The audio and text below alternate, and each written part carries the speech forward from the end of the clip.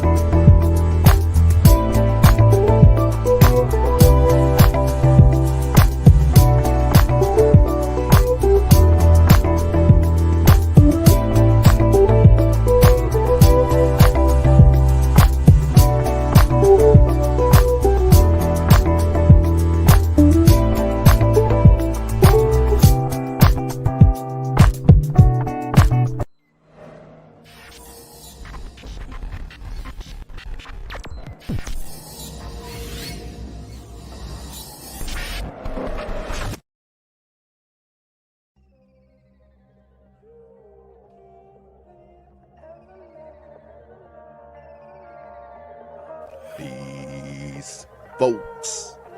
This is X from TPOT Media. Open your mind and wake your black ass up. You know what time it is. Hit that damn like button as you make your way in the door. Grab a seat, settle in, get ready. It's the Grown Man Hour with your host, my man, Bernard Riley.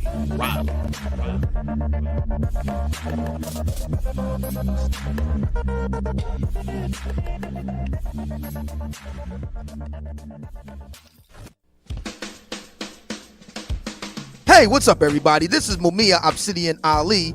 You know who I am. I need no introduction, right? And you're listening to the Grown Man Hour with my man Bernard Riley, heard weekdays right here on YouTube.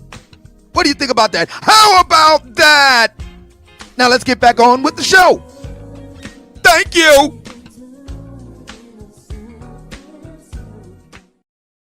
Thank you. That thank you still funny. Shout out. Oh man, where's my water? I choked on my own words, my own spit right when I started talking. Guess when you don't know what the hell you're doing, you accidentally do that sometimes. Shout out to everybody in the building. Shout out, peace to the early bird squads, those that make it in bright and early before we get things going today. Shout out to Excalibur in the building. Sound My M, Jay the Conqueror. Almost broke into singing that Donnie McKirkland song, We Are Conquerors. Wait a minute. That's Kirk Franklin. Yeah, that's Kirk Franklin. The highest paid hype man in the history of hype man. All right. Just being jazzy in the building. Shout out to you. Says, hey, Bernard. Blaze Blah in the building. Says, salute. And we also got Clue in the building with the $5 super chat. Appreciate you.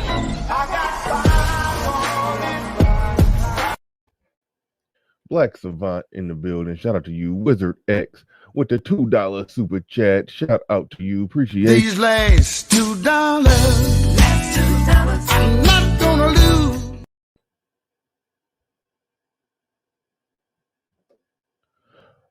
Well, hold on. Somebody, where was that? Yeah, Clues super chat says Kevin will end up on The View in 2022.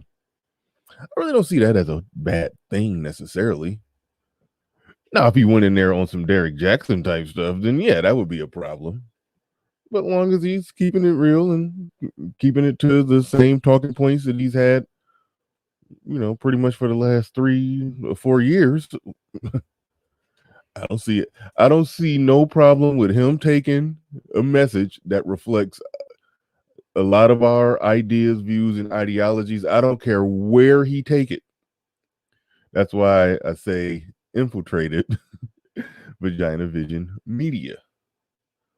Because first off, before I even mention or get into anything saying Vagina-Vision media, I would be remiss if I didn't shout out 2 people, Tom Lakers and Obsidian. I think if I understand it correctly, Tom Lakers coined the phrase Vagina-Vision media. Obsidian talks about Black Vagina-Vision media, and so there's that.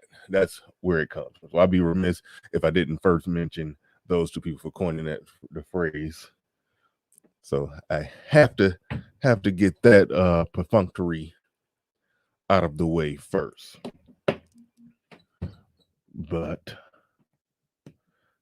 the whole industry of talking to women, of men talking to women, has always went in a certain way. When guys who are in that business of talking to women, they got to give the people what they want. They got to give the women what they want. They got to say it how the women want them to say it. They got to pander. And it's an interesting thing when you look at, because I still look at Kevin Samuels as advocating for men, even though he's doing a show where he's talking to women. I still look at it as he's advocating for men, of which he is. I can objectively make that statement that he's advocating for men.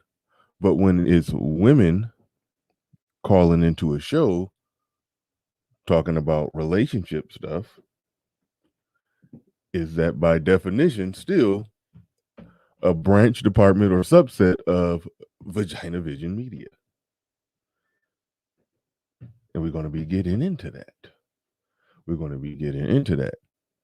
And even if it is considered still Vagina-Vision media, is it a RP? Because for some reason I noticed Kevin Samuels media tutorials, they will say RP when they're talking about red pill, but when it comes to manosphere, they would just say manosphere. So I don't know what's going on in the algorithm where you can say manosphere, but you can't say red pill. I look at people with a lot of subs and notice what they do and don't say. So for some reason you can't say red pill. They say RP. So it is worth pointing out that what point was I trying to see? I lost my point that fast. And shout out to Wizard X, came back through with another super chat. We're about to get into a number of things.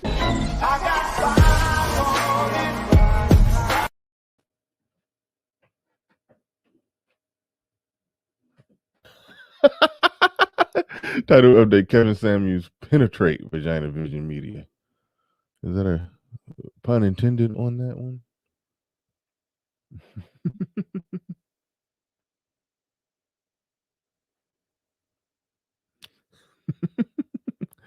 Penetrate Vagina-Vision media. We're going with infiltrate, but that's to some degree it is an infiltration. It is an infiltration. It seems like an unhostile takeover, if not a hostile takeover. Like how you did that there. Shout out to Wizard X in the building with the super chat. He said, "A appearance on The View would be a bad move. You don't want corporate libs as an enemy when you're still growing." There's a lot of truth in that. There's a lot of truth in that statement going on. Well, see, he's so big now to where the eyes are already on him. To do this, we was talking about that on Red Sings the Blues channel the other day. Well, not the other day, yesterday, when I was on Red Sings the Blues. Shout out to Red Sings the Blues, Dr. Thunder, Ike Ogiamian, and Poor Man's Podcast was over there. So it was a good conversation, and we was talking about the possibility of him changing or selling out, so to speak, singing a different tune, toning it down. Now that he has 1 million subs and he's going this far, he's getting all the way up there, he's getting to the top. Eventually, it's going to be certain places where they're probably going to say, "Hey, you can't come this far if you're talking like that. We're going to stop you right there." I don't know about all that. For me, I say there's really not a precedence on this. See, normally they say the only way you can make it that big to where you sitting on 1 million subs as a black man is you basically have to sell out. You have to kowtow. You have to give in. You have to bend the knee. You have to fold to what the mainstream media or liberal media wants to hear. That's what they say. That in order to get that big, you have to fold. You have to cave. Well, he got that big without folding, without caving. He got that big standing on his square, not caving in on any talking points.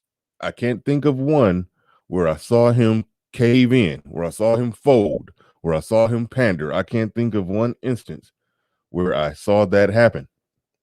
So if he got that big doing exactly what he's doing, what reason do we have to believe that he's going to all of a sudden stop doing what got him successful?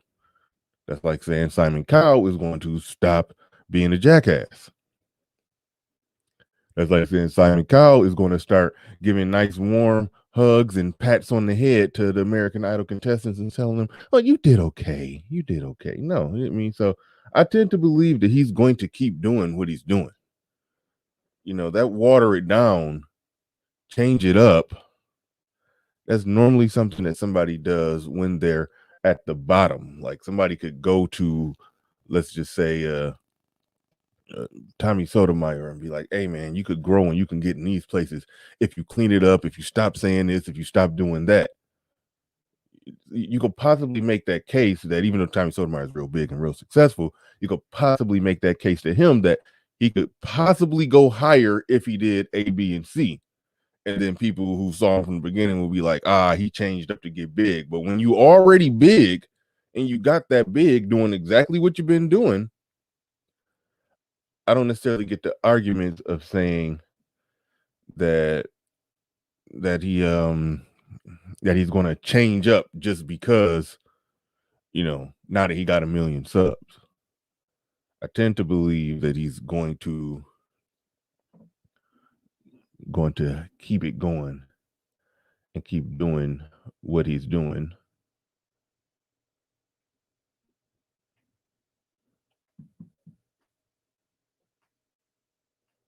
Hey, hold on. Evie, now that's a bad flag on the play. Flag on the play right there. We ain't don't come in here. You ain't say nothing exactly overtly disrespectful, but no, don't come in here taking jabs at content creators in this space.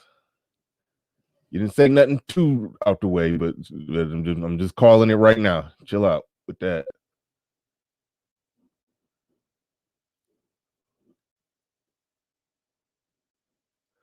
All right. Now I lost my place. I saw something else.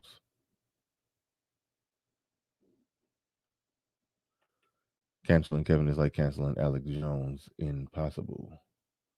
Huh. That's interesting. Interesting concept. Interesting concept.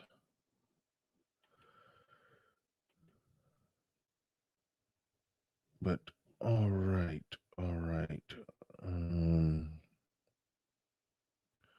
Where was I? And where's my damn coffee? I got to see me. Hang on 1 second.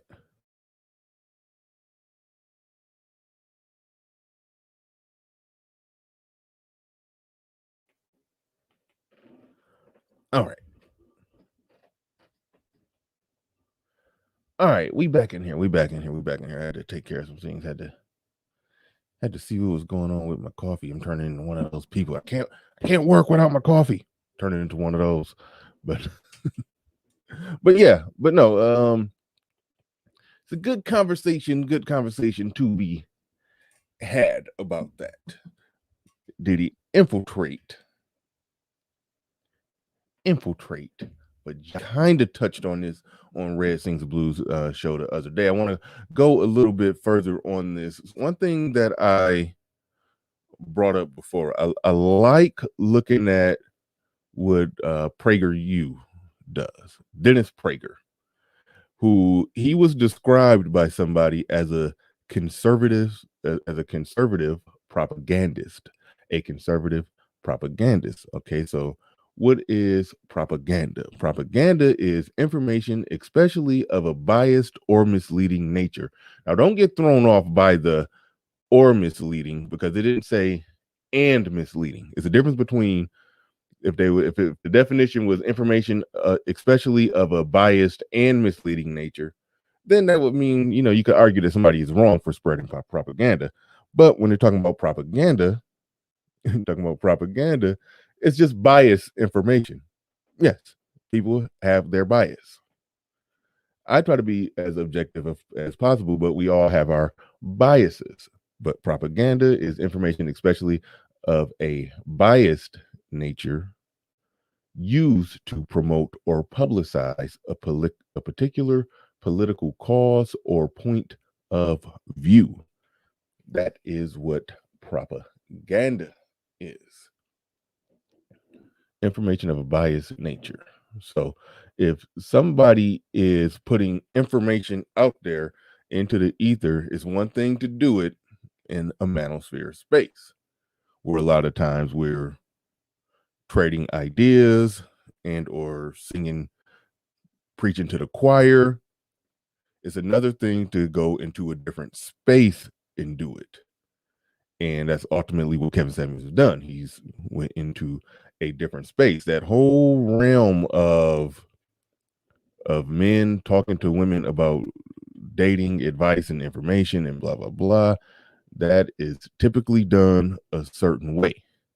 So he clearly has infiltrated a certain market that was occupied by the Steve Harveys and Derek Jacksons of the world. And you can go back to Vagina-Vision media, going back even further to, the daytime talk shows where it was just clear information on TV for women. And it made sense that would prop up, that those shows would be for women, because after all, they came out of a time when men were at work during the day and women were at home. That started to change obviously around the 80s, but the formula was still there. They made daytime television for women. Shout out to Red Sings the Blues down there. They made daytime television for women, and women are the consumers. They buy most of the goods. So most of the commercials were for women. Most of the TV programming was for women. So it was just women, women, women. That's the term. Time Link is made up. Vagina-Vision media. Obsidian calls it Black Vagina-Vision media. And there you have it. So that dates, we can start charting that all the way back from the TV shows. We can go back there with that. So understanding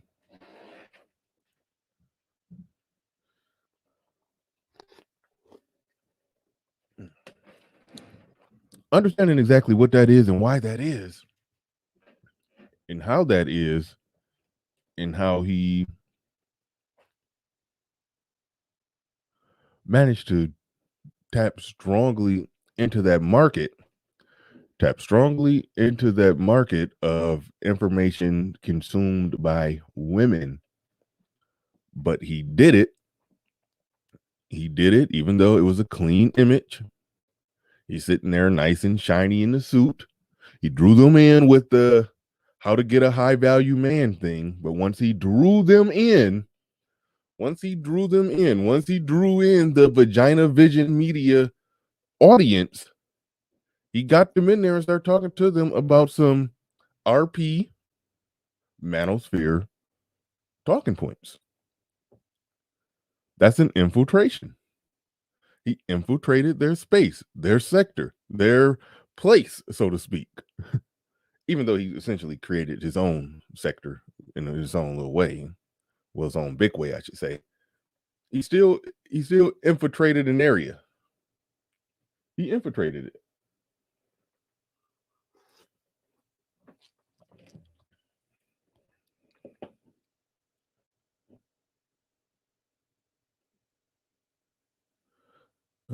Right. There, I said it in the building with the super chat. Appreciate that. He says, I can't see KS being invited to the view because our talking points are backed up with stats facts.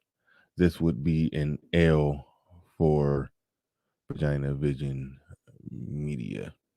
I mean, first off, let me make somebody randomly threw it out there as a joke that Kevin Samuels is going to be invited onto the view. I don't think that's important, or I don't think it matters. Let me just make that very clear. I don't think it's important. I don't think it matters. I don't necessarily think it's going to happen, and I halfway don't care. I just think it will be interesting. It will be fun. It will be fun to watch because they obviously would have no counter argument for them, and if they did, it wouldn't hold up. But so I don't know how that will work. I don't think that would work. It wouldn't work, but I honestly don't care. I honestly don't care. But shout out to you. Appreciate the $5 super chat.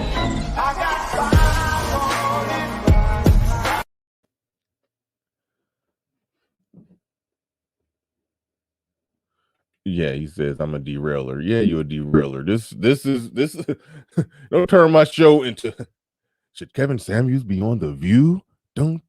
Like, no, that's not what we came here to talk about. We did not come here to talk about Kevin Samuels being on The View. That is not the point here. But he did essentially infiltrate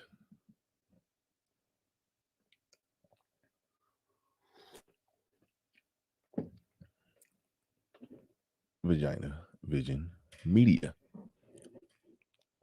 So it's one thing it's not an infiltration if you maintain and uphold the same talking points of it. Oh, you got a good point down there. She says, honestly, I think Whoopi would agree with most of what he would say. Absolutely. And I won't say absolutely. Whoopi Goldberg has moments of saying some real stuff from time to time. And the irony in that is Kevin Samuels always talks about the color purpling of America, or the color purpling of Black America. Again, talking points that have have arisen out of this space. You always talk about that. The irony of it is that Whoopi Goldberg plays silly, but Whoopi Goldberg, the actual person, she has moments where she will say some stuff to where it'd be like, okay, yeah, she kind of get it. She's kept it real on some stuff and got pushed back.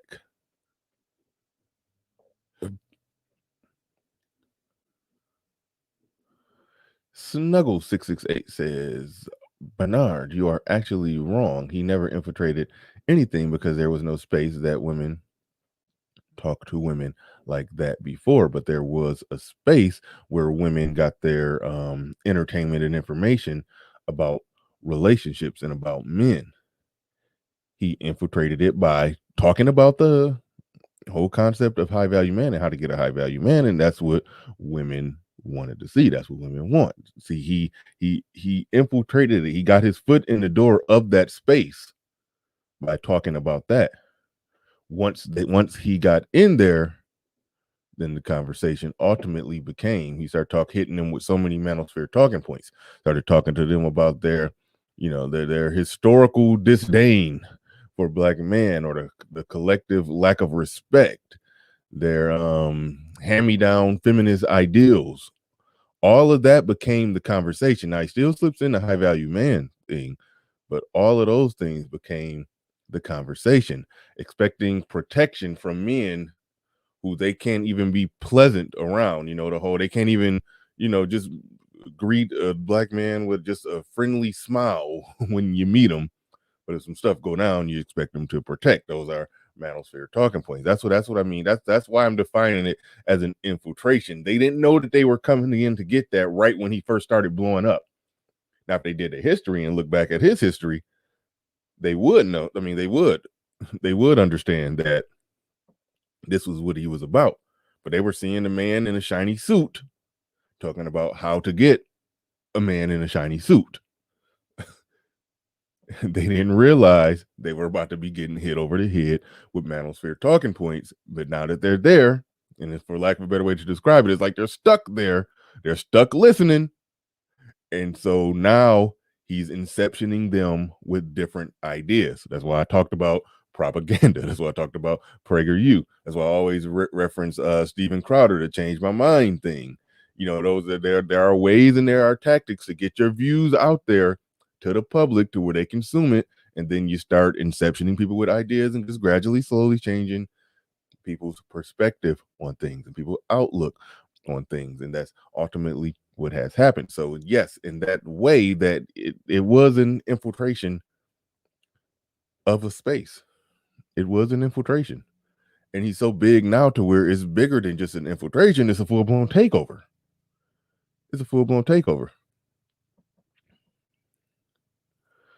We started talking to them again, got in through the door with the shiny suit, drew them in, then started talking to them about topics about how they raise their daughter and coddle their sons.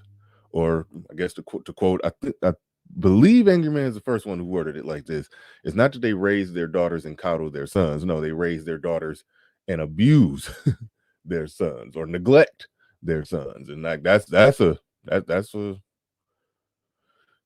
some heat. That's some heat right there. But that's getting thrown right at their doorstep. That's getting thrown at their doorstep. That's why I'm calling it an infiltration. How they choose horribly and then blame men for their preference. They have a stated preference for certain types of men, and on the record, stated preference. Even when we had the educated Lane versus Pookie and Ray Ray debate with all of its flaws, the preference was put out clear on the table that what a lot of them had a preference for. I didn't like the Pookie and Ray Ray versus Educated Lame debate because it was just too much of a shorthand and too easy to straw man.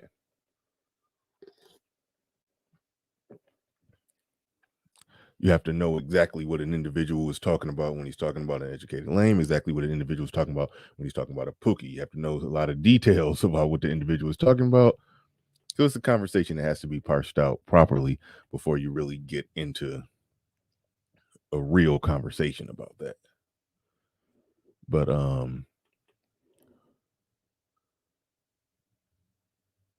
yeah.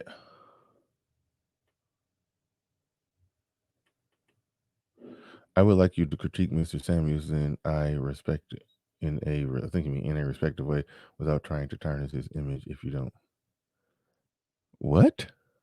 Are you trolling me?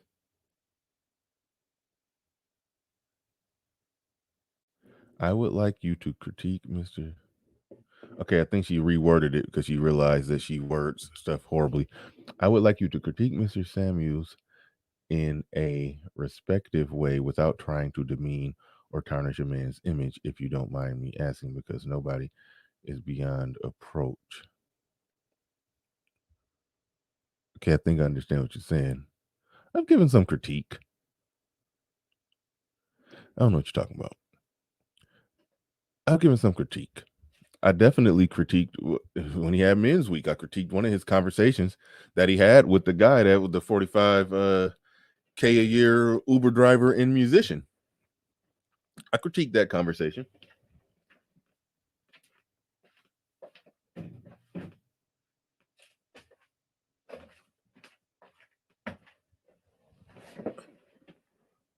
I talked about if the PhD or the woman pursuing her PhD would have called in complaining about the 45K a year guy, he would have asked her height, weight, and dress size, and would have found out that she was 5'4", 200 pounds, and an unadjustable 4, and would have ultimately told her that, yeah, that 45K a year dude is the best you could do.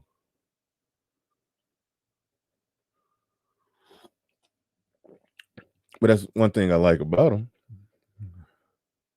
He'd tell a woman that, no, right there where you at, that's the best you can do. But a man who's in a situation, he will say, no, get the hell out of there.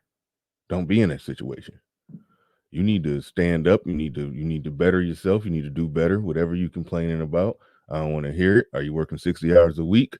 Are you doing A, B, C, and D to not be in that situation to where you feel like you even have to be dealing with this woman who you're saying is a problem? Get out of that situation. Get out of that situation. Do better. He'll tell a man to do what he got to do to strive to do better. The woman, on the other hand, he tell her, no, you crawl on your knees and do and try to try to do what you got to do to keep that man, to make it work with that man. But he'll tell the man that no, you need to. That's a problematic situation, and your money not right. You need to get your money right. You need to get yourself fixed up, and you need to be on a path. So I do like that. That not acceptable for a man to be stuck in a place pleading for somebody else to act right if he's not maxing out everything that he could possibly max out. But according to Ike, a man can never be maxed out. But no, that's a whole nother debate there. God bless St. Kevin. Yeah, funny. Shout out to you. Appreciate you. These last $2, I'm not gonna lose. Hotep Rail says Kevin Samuels is doing things the right way. What is it to critique?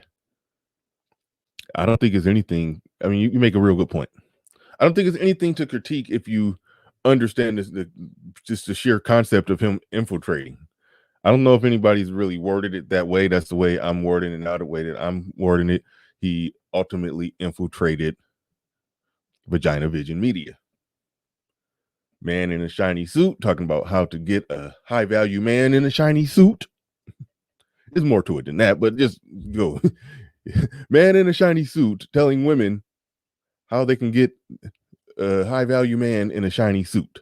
The women ultimately wanted to come in to see that, just gather around, sit cross-legged, sit Indian style on the floor, and listen to how to get this man in a shiny suit. Then they come in, and once they're there, close and lock the door behind them. Then they getting hit over the head with manosphere talking points. To me, that's brilliant. Lord them in, but get them in there, have that real conversation, talking to them about how they raise their daughters and coddle their sons, or how Angry Man put it, how they raise their daughters, and I think he said, I can't remember if he said abuse or neglect their sons, but it was brilliant how he put it, or how they choose horribly and then blame men for their ultimate preferences that they had.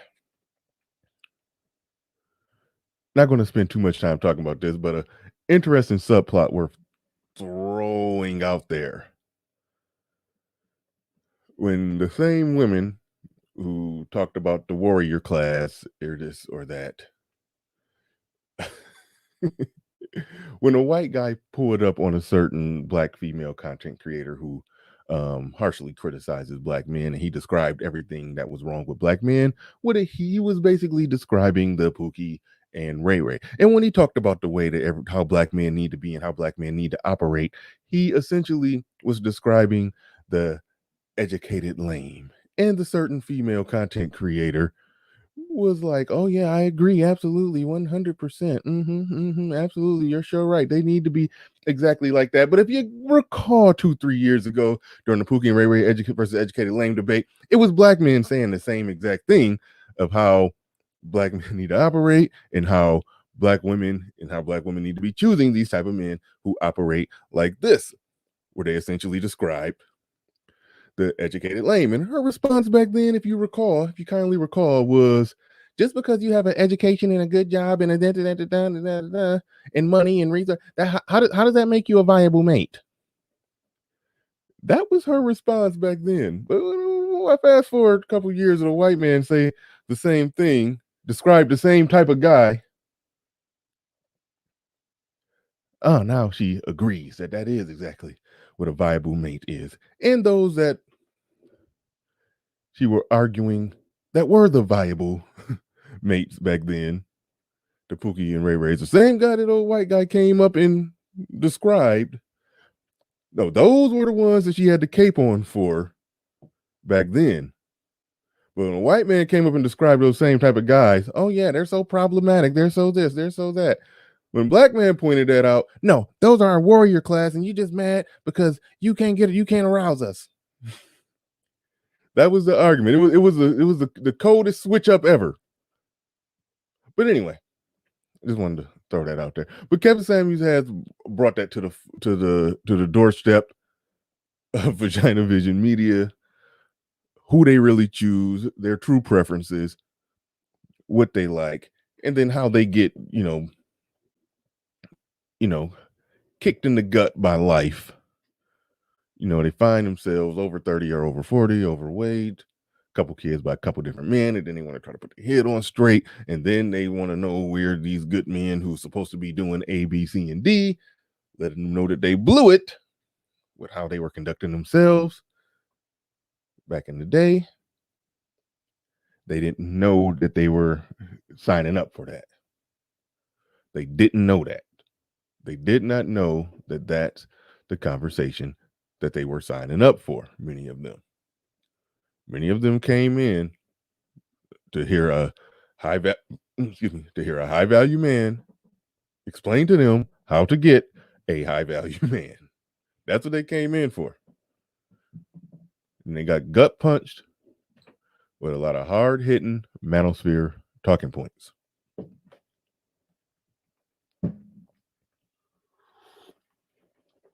And the platform is so big to where, well, like I said, sitting on 1 million subs.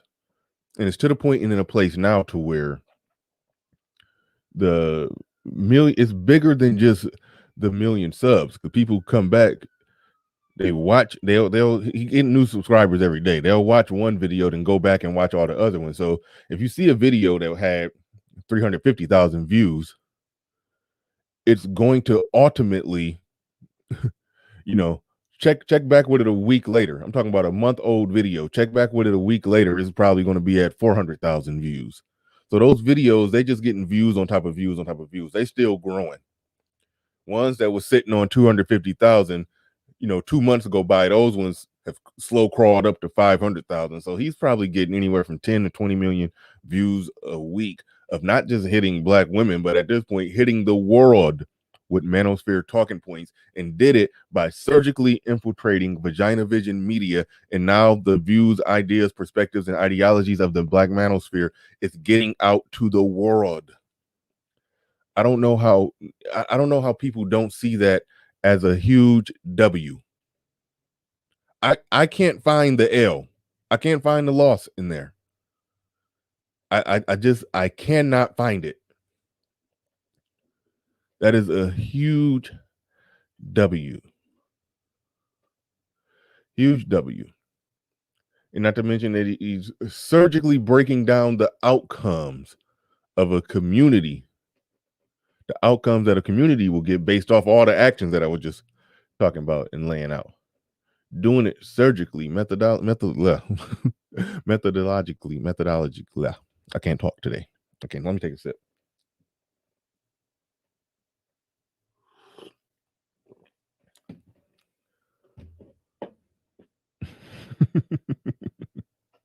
That word just, shout out to Tommy Sotomayor. Shout out Tommy Sotomayor. That word just kicked my ass. I need to fight back. That word just kicked in my ass.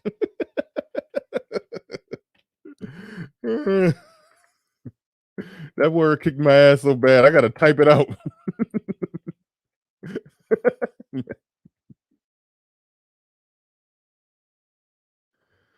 Methodology.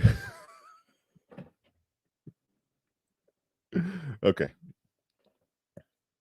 I wasn't trying to say methodically. I was not trying to say methodically.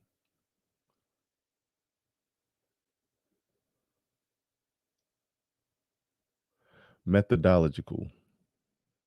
Methodologically. It's funny because back in the day, I used to read books when I used to be reading a lot of stuff on physics and used to be studying a lot of, Lawrence Krauss, Michio Kaku, all of that stuff. Yes, Black Savant got the word right. Methodologically, surgically and methodologically pick them apart. But I read it's books where the subject of methodological naturalism would be the the topic, chapters on that. I know that word, I've read that word, but I can't talk anymore. I've been talking to you niggas for too long and lost all my big words.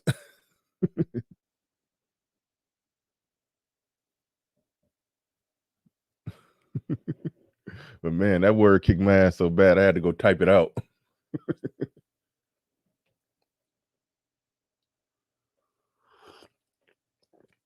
Oh man. Mm-mm-mm.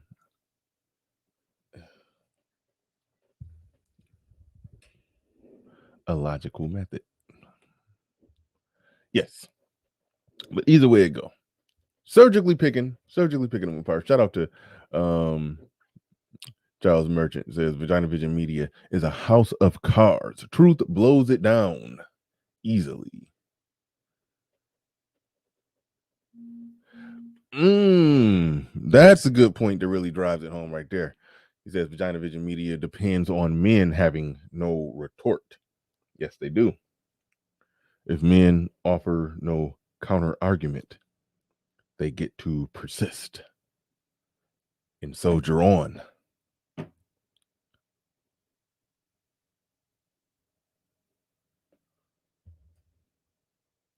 No, I don't mean methodically.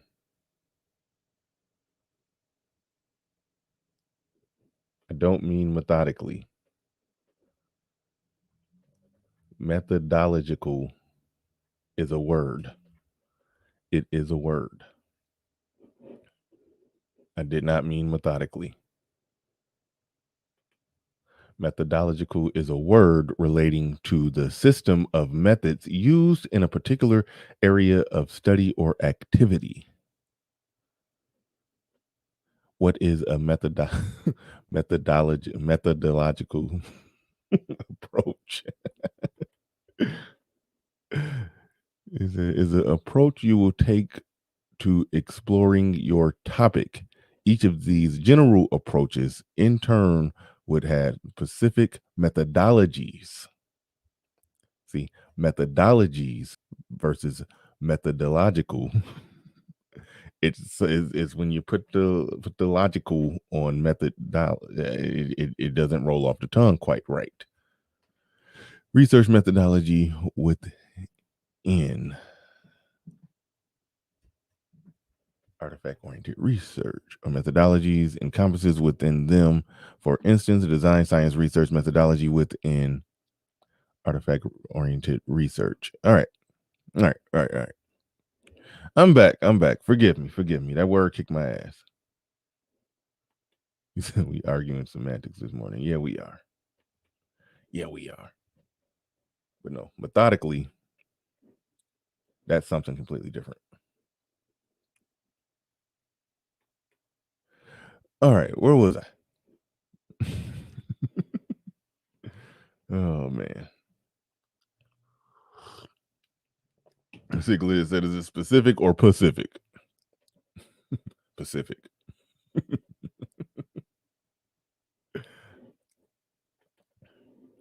Shout out to Theo in the building. Vagina-Vision Media dies when black men have their own media. Thus why the American black woman hate the black manosphere. Women can't control our narrative, and thus we become free. Free at last. That's the significance of him infiltrating Vagina-Vision Media. That's the significance of it. I mean, he's already done it. I mean, one thing to have our own media is another thing to figure out a way to infiltrate their media and be the biggest media source within their media. That's some hardcore shit.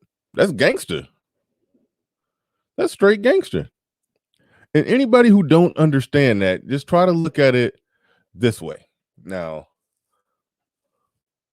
I have long said that the broke down women, as I affectionately call them, yeah, I know, break down a woman perspective.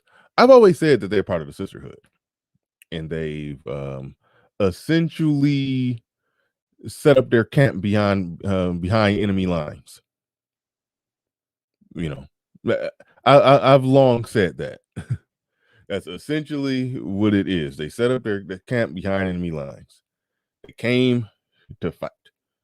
They do a decent job straddling it because they do have a male audience that supports them. But at the end of the day, they came here to fight the manosphere on behalf of Black women or on behalf of the sisterhood to try to convert individuals within the manosphere who are being taught things, learning things, or in the case of a content creator, teaching things or speaking to things that speak truth to power for men and what men want to do and need to do. They push. They're ultimately the pushback against that as it pertains to Black male, Black female interactions, relationships, dating, mating, all of that. They're the female pushback. No other way about it. Built your channel in the heart of the manosphere algorithm, and they push back. And to be fair, it is a nice, fun debate show. I mean, I don't really be over there listening to it, but I get the novelty of it. Their female show in the manosphere. They disagree with the manosphere on mostly everything, and so yeah, it's a good debate show. It's a good show to debate, and debates are good. Debates are fun. So in that sense, I'm not just completely knocking the existence of it. But what if they grew even faster? What if they grew to the point? And to keep my, I'm not. This ain't me coming for them. I'm just trying to make a comparative analogy for somebody who don't see the significance of Kevin Samuels infiltrating Vagina-Vision media. What if the breakdown crew grew to the point where they had the biggest channel in the manosphere, and they're inceptioning men with their more gynocentric ideas, and more men, hop off the red pill or manosphere ship and start listening to what they're saying and hearing what they're saying and taking their views and their perspectives. We would look at that if a channel could pull that off. And let's just say, even if they went more gangster, they went full gangster, and they just gradually converted over to not just some little, diet Cynthia G talking points, but no, they went full blown gangster. They went full blown gangster with it once they grew it up and got big. It is no way anybody would look at that as not an L for the manosphere or a W for the sisterhood. What if Jessica X did that? What if Jessica X is gradually, as she got bigger, she started hitting 100 subs, then she just started, start getting talking points more like the breakdown women, then a little bit more like Chrissy, then a little bit more like, Cynthia G, but still got a majority male audience from the manosphere. Everybody would look at that as a smooth infiltration, a hostile takeover, an L for the manosphere, and a win for the sisterhood. They would look at that as a clean W for the sisterhood. If that happened. Now, I don't think Jessica is going to do that. That's my personal take and opinion on her, but just follow the logic. They would look at that as a win for the sisterhood. Somebody said, who is a breakdown crew? Good. You don't know who they are? Good. Nobody mentioned their channel. All right.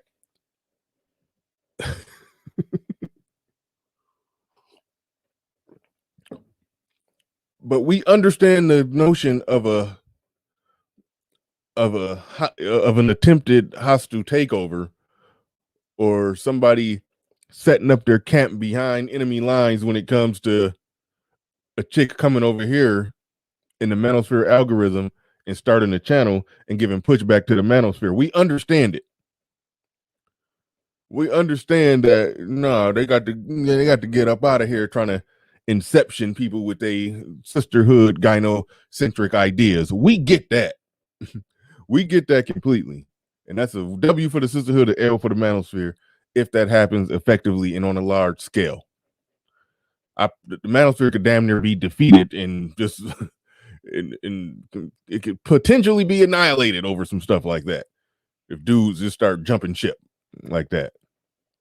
Potentially. So when we take that and we look at Kevin Samuels, where he's infiltrated all of the audience, a Derek Jackson audience, a Madame Noir audience, you name it, all every aspect of what we would consider to be Vagina-Vision media. He's infiltrated that shit. He's infiltrated it. He's in there. Camp set up behind enemy lines, and he now has the biggest base. He's behind enemy lines, but his base is bigger than their base. He's winning them over. Shout out to Sister George. I was just talking about you. Said nothing but nice things about you. Rod of God podcast in the building. Shout out to Rod of God. What do we get for $10? Everything you want. Everything? Everything. Rod of God podcast says exactly. All these OG manosphere citizens come off as chill. To men who discovered this space through Kevin Samuels. All due respect, we ain't know y'all ninjas until Kevin Samuels. He slayed the. Made a good point though. I got so many people over here, people who I've made connections with, people who support my show and drop very heavy-handed super chats, sometimes $100 super chats on my show. But even bigger than that, it's people that I've talked to, that I've made business connections with, that I'm doing work and business behind the scenes with through Kevin Samuels infiltrating the system, penetrating the machine over there. And then it's drawn in a different, clientele of men, so to speak. So yeah, it's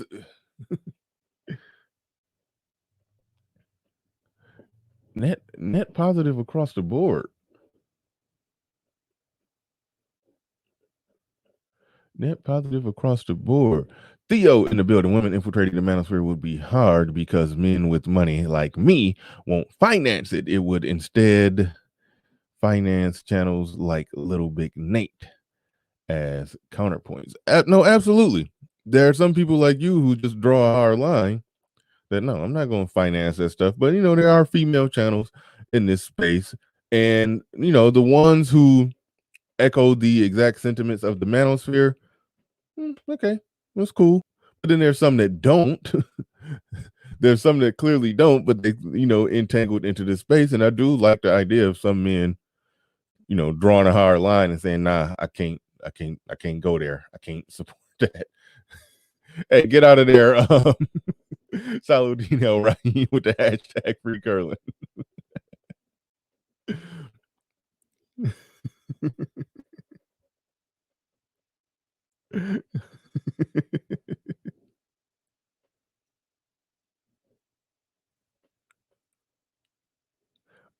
Oh, my fault. Hold on. There you go. Alin's journey through life says, can you break down the meaning of Vagina-Vision media? I'm here with my female friends in the Philippines watching. I can't explain it. Thanks.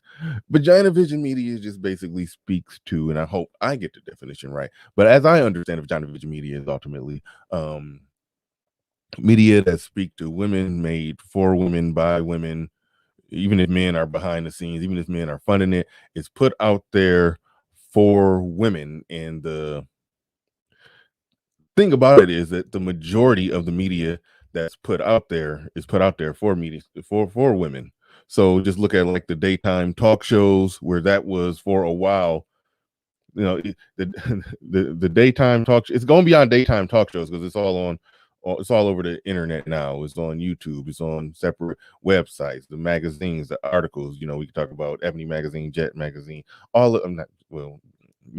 for Harriet Essence. It's all of these different magazines and media outlets that's made, for women, where men typically don't ultimately get to weigh in on that. And when they do have men weigh in on it, they basically echo the exact sentiments of the women, tell the women what they want to hear. So that was in terms of media, that was the only voice in the room. What women have a problem with, what women want, what women think, women. So women were viewed as innocent, men viewed as the victim. I mean, women viewed as the victims, men viewed as the villains, the bullies, where women were just innocent victims to everything that men does, because when the propaganda was going only one way, when the biased information was only going one way, only one side was being heard.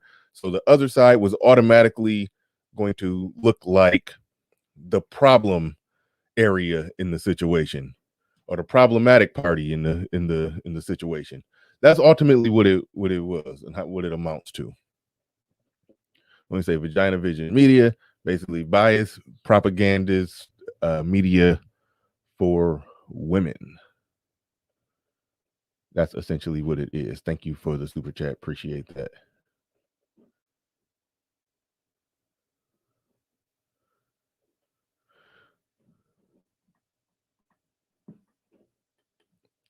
Gay Bay, man, bad play. Flag on the play. You can't just drop a link in my chat unless I okay all the links to get dropped in my chat. So flag on the play. I don't approve that message. Don't just come here and do that. Respect to you, Gay Bay. You support the channel. You're a good dude. Got a little white knight in you, but you're a good brother. You're a good brother. Respect to you, but damn, I'm just saying. She down there humble as hell without a wrench. You can come in here dropping her link.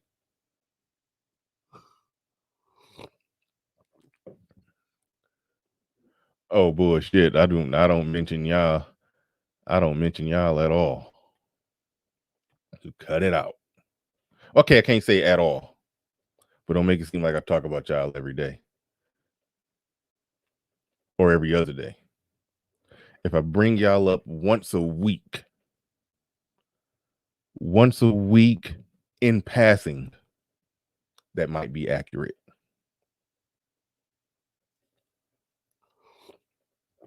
But I don't even think I do that. Hell, I only talk about you when your ass show up.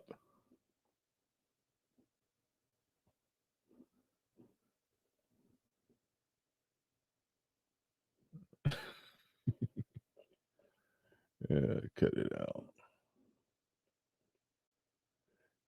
Cut it out.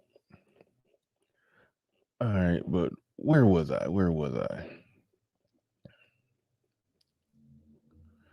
The point that I was simply making is that we see an infiltration, as we obviously, for obvious reasons, see an infiltration as a problem if somebody is infiltrating the male space. When we're watching with Kevin Samuels, ultimately we watching somebody infiltrate the female space with male talking points.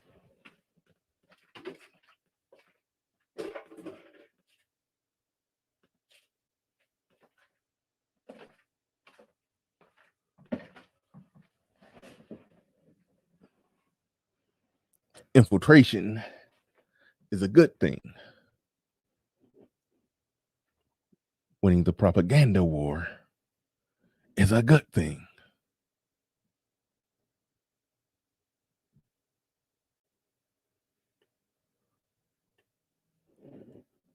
Silent Lamont in the building says, SG, I'm assuming that means Sister George, congrats on the hustle. I mean the nuptials. These last $2, I'm not gonna lose. Shout out to Silent Lamont. Shout out to Silent Lamont. Damn it! Hold on. Why the hell is that acting like that? I'm trying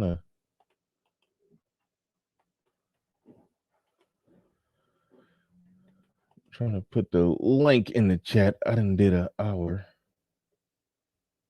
but for some reason that link might not work. I've never seen the link be that long.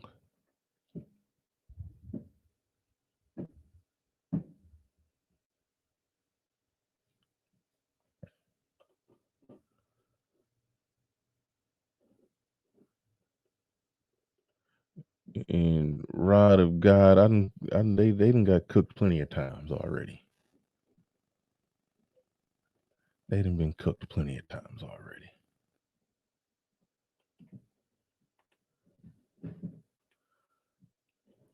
But the link is in the chat. I'm Different says it's time to end the gender war. I agree. The gender war will end when they surrender.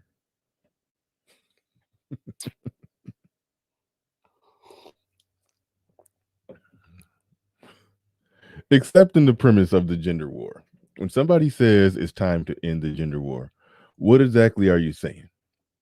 If we're going there and accepting the full premise of the gender war, which I do talk about the gender war. I don't know if I like the name of it, but if we're just accepting the full premise, okay, it's called the gender. It's a gender war. It exists. It's happening. The gender war needs to end. Okay, what are you saying? When you say this war needs to stop, normally when there's a war, it's two sides fighting for or over something. So are you saying, I'm basically trying to, the question I'm trying to ask is, who are you saying needs to give in, cave in, or surrender? It's like you only say something like that if you think one side is more right than the other side, and that side that's not as right need to quit the BS.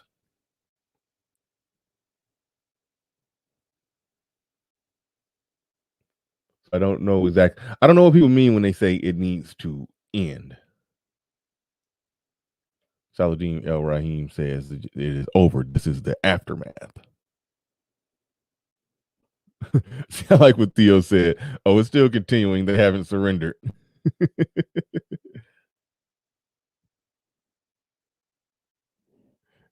That's what I was getting at right there. Sometimes when guys say that, man, this gender war stuff need to end. What I hear is them saying that, man, I just need to surrender and get them beaches what they want.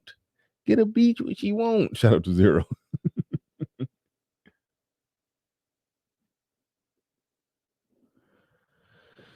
Oh man. But okay, good. We got some contestants. Let's see who's this down here. I can't tell who this is. Mr. O. What's good? Morning, BR. Morning. Good morning. And we got X in the building. What's going on, X? Peace, brother Bernard. What's good with it, man? I got your email, man. I wrote you back, man. I can come through tomorrow, man. Oh, perfect. Just now. Perfect. Yep. All right, cool. That's gonna be a good one. I gotta contact Ike, let him know what's going on for tomorrow. But I'll get back to you in a second. But Mr. O in the building, go ahead. You got the floor. You got the mic. Yeah, good morning. I really don't think it's a basically infiltration. What you want to call it? But Kevin Samuels, for the last 18 months, basically invited people to come on his show. People invited to come on him to come on their show just to go ahead to use talking points to expose what's going on in society. I mean, how's that infiltration when everything's in front of your face and he just basically throwing right back into your face? Well, no, it's an infiltration because if you look at major platform, I'm not talking about him going on other people's platform. I'm talking about his platform itself.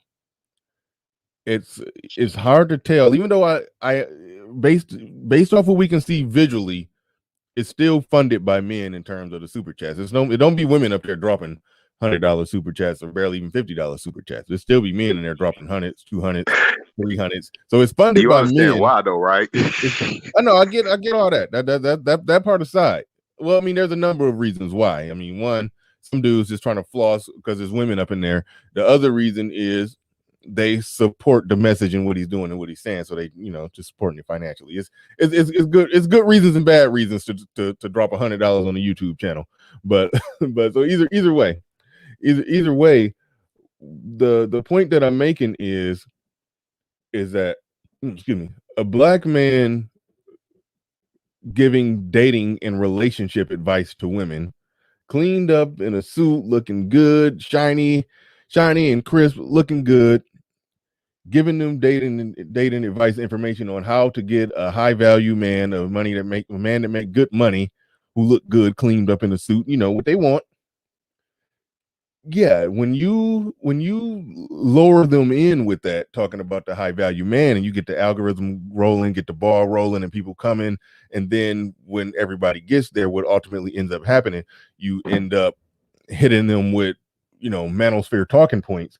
That's what I mean by the infiltration. He figured out how to tap into the Derek Jackson, Steve Harvey, even the female, the Madame Noir algorithm. He figured out how to tap into their algorithm.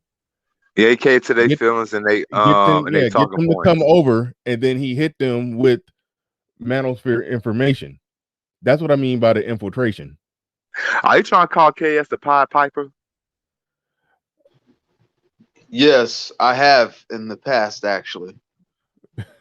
Silent would call him that. I don't know if I would. I gotta go make sure I understand exactly what the Pied Piper did, because I mean, once I heard somebody, okay, R. Kelly be calling himself the Pied Piper of R&B, and somebody broke down what that really means from the R. Kelly perspective, and I was like, whoa.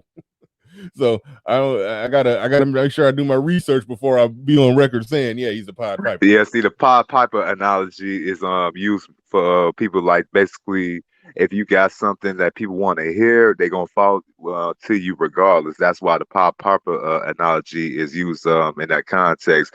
The reason why they use R. Kelly, because it was little kids with the Pied Piper, aka R. Kelly with little girls. That's the reason why. But the analogy still works in itself with different perspectives.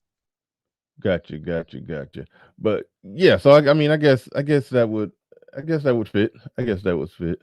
I mean, I guess you're following a carrot off a cliff. What? You said Kevin Samuels is leading the chicks off a cliff? Well, I'm saying that the carrot is the high value man, but they're going to fall off of the cliff because they're chasing an illusion for them. Well, that's the thing. The carrot, yeah, it's a carrot. Small amount of men are high value. Most of them don't qualify for it. But when they come in chasing that carrot, and it's like, all right, pop, sit your ass down. Let me talk to you about some real shit. That's ultimately what's happening. That's so, and I do view that as an infiltration of Vagina-Vision Media. Brother Xavier in the building. Go ahead, you got the floor, you got the mic.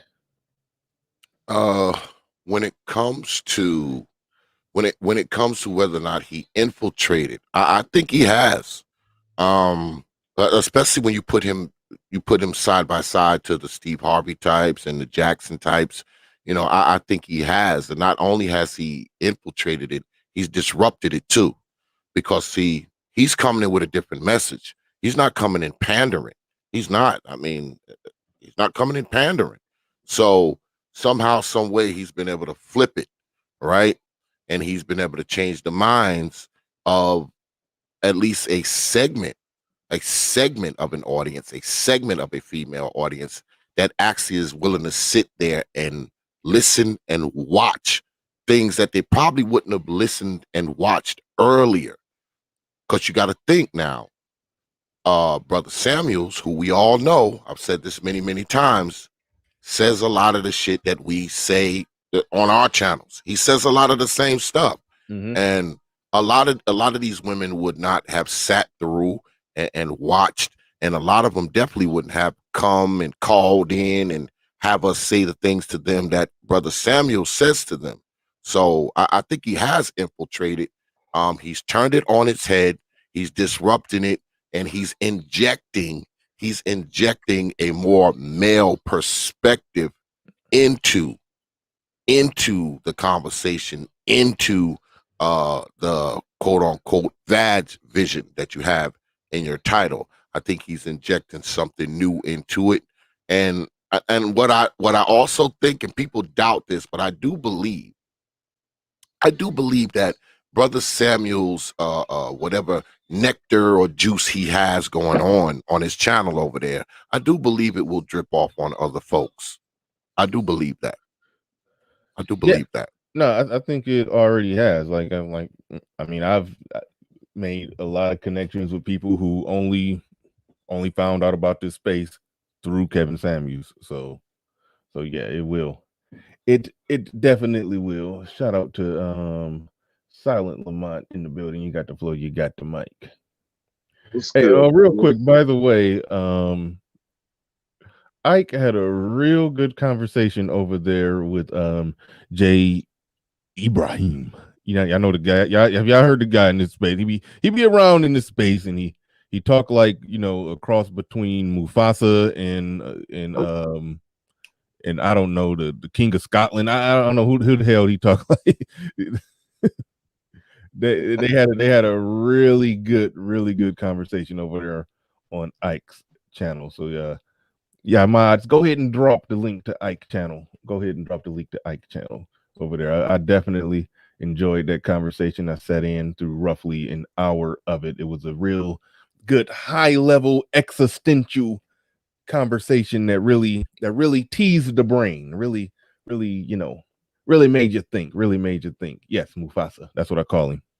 That's Mufasa. He sounds like the king of Pride Rock, Zamunda, and Wakanda, all at the same time. He running, he running all those nations. But anyway, Wakanda forever. But go ahead, Silent. You got it. Hey, what's good, fellas? What's good, brother? What's good? Hey, What's man, good? we right on time. We at the summer, and you remember your boy, your tour guide, Silent, been walking you through this, and now you're mainstream. Right at the summer, just like I told you. Just like I told you, there's gonna be a lot of homelessness by this summer. Just like I told you, by this summer, the OnlyFans bubble was busted. No, Silent, it's always gonna be simps. All right. Wait, hold on, Silent. Let me ask you this question, because you might know. I be behind on the news stories. Yeah. I've seen some people do content on it, but I haven't took the time to actually click on it to see what was going on or read any articles on it. But is it true that OnlyFans is shutting down the X-rated version of what they got going on? Is that true? They're making a they're definitely making a transition for sure. Because it's their partnership with Instagram, things like that. They're trying to make a transition. So I don't know if they're just gonna make it like, the Kia version of OnlyFans, or if they're gonna make, just call it another name. But it's definitely switching up. I mean, it's definitely switching up. The pandemic is what drove OnlyFans. I mean, how are they going to stop? Hold on, but how are they going to stop women from making an OnlyFans account? I guess having a private paywall. I don't know if they get rid of that, then they don't make money. So there's a private paywall. She might go on the Snapchat route. That's what I'm thinking. Might go on the Snapchat route. You can't stop them from showing a badge. That's all I'm saying. No, you can't. But what you can stop is the support, the apparatus. I mean, it's like you can't stop me from selling shit, but eBay is an apparatus that make it help for me to do such. Or I can just sell it myself out of a garage on Craigslist, or I can go to eBay. I mean, yeah, but I guess I'm looking at it from too much of a business perspective. They're gonna lose money, and the thing that they're gonna lose money to stop people from doing is going to be just a hard thing to stop them from doing. I don't think. Listen, I don't think they're going to give up $5 billion. Yeah. I don't think they're going to give up $5 billion What I do know is that these ladies are not going to be making money like that. I know that's going to be the end result, and I do know the pandemic drove a lot of this money. People sitting at home, jerking off was big business. Now the world is open back up. Also, to add on to that, basically, once the celebrities infiltrated OnlyFans and they brought in the bigger draw, the commoners' input doesn't really matter or make the money as they thought it was going to do. But So we talked about that when the thing started, when we was having this conversation, Bernard. You remember that? That's when and then that white chick came out, made $1 million. Like again, like it's not sustainable. It's not sustainable. You're gonna make that money within the first month or two. It's new. All right. Dudes want to see my neighbor naked. Ooh, I wanted to see what Brenda looked like. Everyday girls. Plus, people are trapped in the house. It was a perfect set of circumstances for OnlyFans to hit like that. But with the pandemic over, I promise you that pandemic is over. It's over. You not only that, you're competing with free porn. That's why I never understood OnlyFans to begin with, because it's free porn. To just like that, I've never understood it. Never understood it. But yeah, I don't want to make this about a OnlyFans topic. You was about to say something about you was building towards the point, but I had to cut you off because I just tried to get to. I didn't understand the whole OnlyFans getting shut down, to paraphrase. But anyway, go ahead. Whatever point you was trying to make, you got it. No, I'm just saying, like, things aren't over. Fellas, you've won. The question is, what do you do? When they come back knocking at your door. We've always kind of known. We've always been kind of talking about, all the changes are going to be happening. And again, the KS show is a symptom of, again, a lot of women are out here struggling. They're out here alone. Again, people can get on the internet, and a lot of times men hear a lot of these women saying what they getting, so you think they're winning because they're lying, right? But at the end of the day, a lot of people are struggling. You can get on Instagram and take a little snapshot of you eating food, but there's a lot of hours in between that time of you taking food. That life got to be lived. So people are here trying to figure out, how can I get the bill payers back in the door? You know what I mean? Like, it's the question is, what are you gonna do? You've seen everything. You've seen I don't need you. You've seen I don't owe you a smile. You've seen I won't have Eddie. You've seen I don't owe you nothing, nigga. You've seen just because you bought me a drink. You've seen all of this. Mm-hmm. And people have been real arrogant. And then the manosphere happened. And then you had the transition of, they wanted to shut you guys down, right? You had the transition from, when Obsidian was big, you didn't used to have any women coming on these panels. Then you would see the women gradually trickling in as the message started getting out. Now that the pandemic happened and people were sitting at home and them bills packing up, that electricity went off, for a week here in Dallas, a lot of motherfuckers been humble. So now, you see the transition from I want to be a basketball wife. Remember when I kept saying they didn't want to be wives but basketball wives? And then you heard that. Now you start to hear the fear in the voices now. You start to hear the arrogance go away now in the calls. Now they're really calling. I just want to find out how I can get how do I nigga dance for men? What specifically do I need to do to nigga dance for them? That's how you know the inceptioning, as I call it, is working. That's how when people say, "Oh, well, it ain't gonna change their mind," well, you can hear it. You can hear it in some of their calls. Now, keep in mind, men shouldn't be on some. I'm waiting on Kevin Samuels to change women so I can finally get a girl. Like, no, come on, don't be on some weak stuff like that. I'm talking about just the culture at large. You can hear that they're finally hearing it on a large scale media platform. I talked about it before when somebody had said, man, these women have already been indoctrinated. But no, when you got a platform that's getting 20 million views a week or more, I don't know how many he's getting total a week, 10, 20, who knows? But when you got a platform that big, you are now the indoctrinator. You are inceptioning them. I found it ironic. Hold on, real quick, Mr. Hold on, because I gotta get to Theo. real quick. But Charles Merchant in the building. Kevin Samuels is the proverbial chagrin of Vagina-Vision media. He vexes their queen delusion. Shout out to you. Appreciate you coming through with the $10. And yeah, we know Charles Merchant part of that $10 name. What do we get for $10? Everything you want. Everything? Everything. You. Merchant, shout out to Charles Merchant. Appreciate the super chat. Theo, you still laugh every time you see that. That's a classic Hey, scene. Bernard, you know, when I saw that movie quite a few times, and up until now, I thought she said anything you want. I didn't realize she said everything you want. Everything for $10? Everything? Yeah. No, if you go watch the whole scene, it's like he negotiated her down to that. Yeah. She started out higher. He negotiated her down. That's a funny scene when you just sit back and watch it.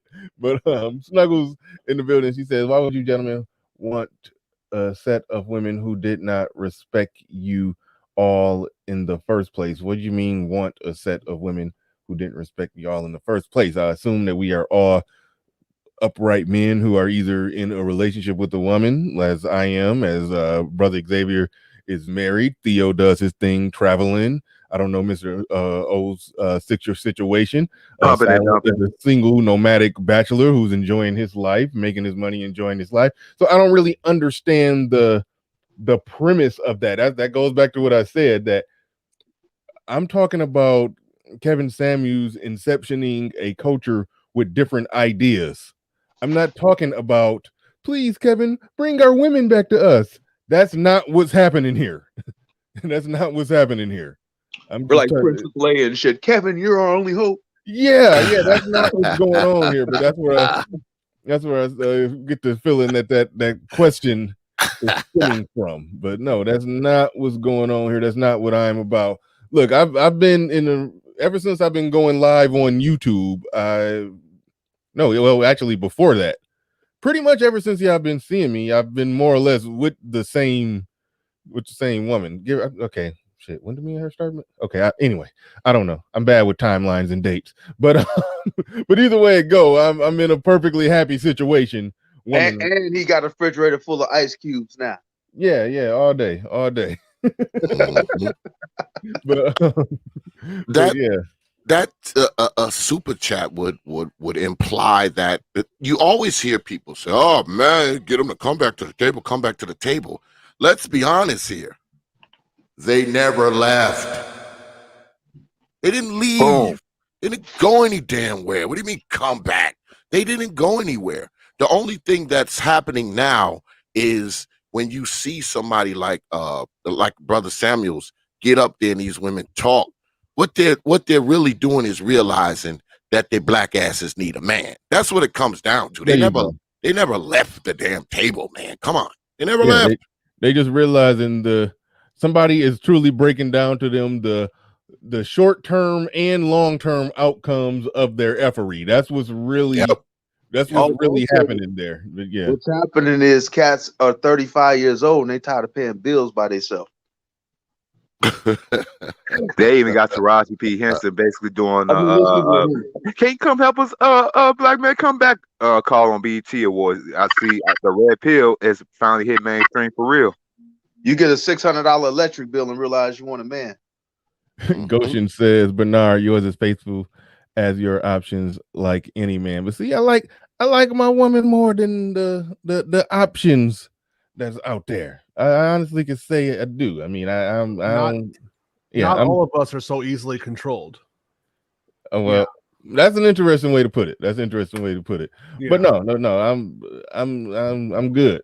I'm good. I mean, I was after my marriage, I was single for 4 years and had some good fun. I did, but I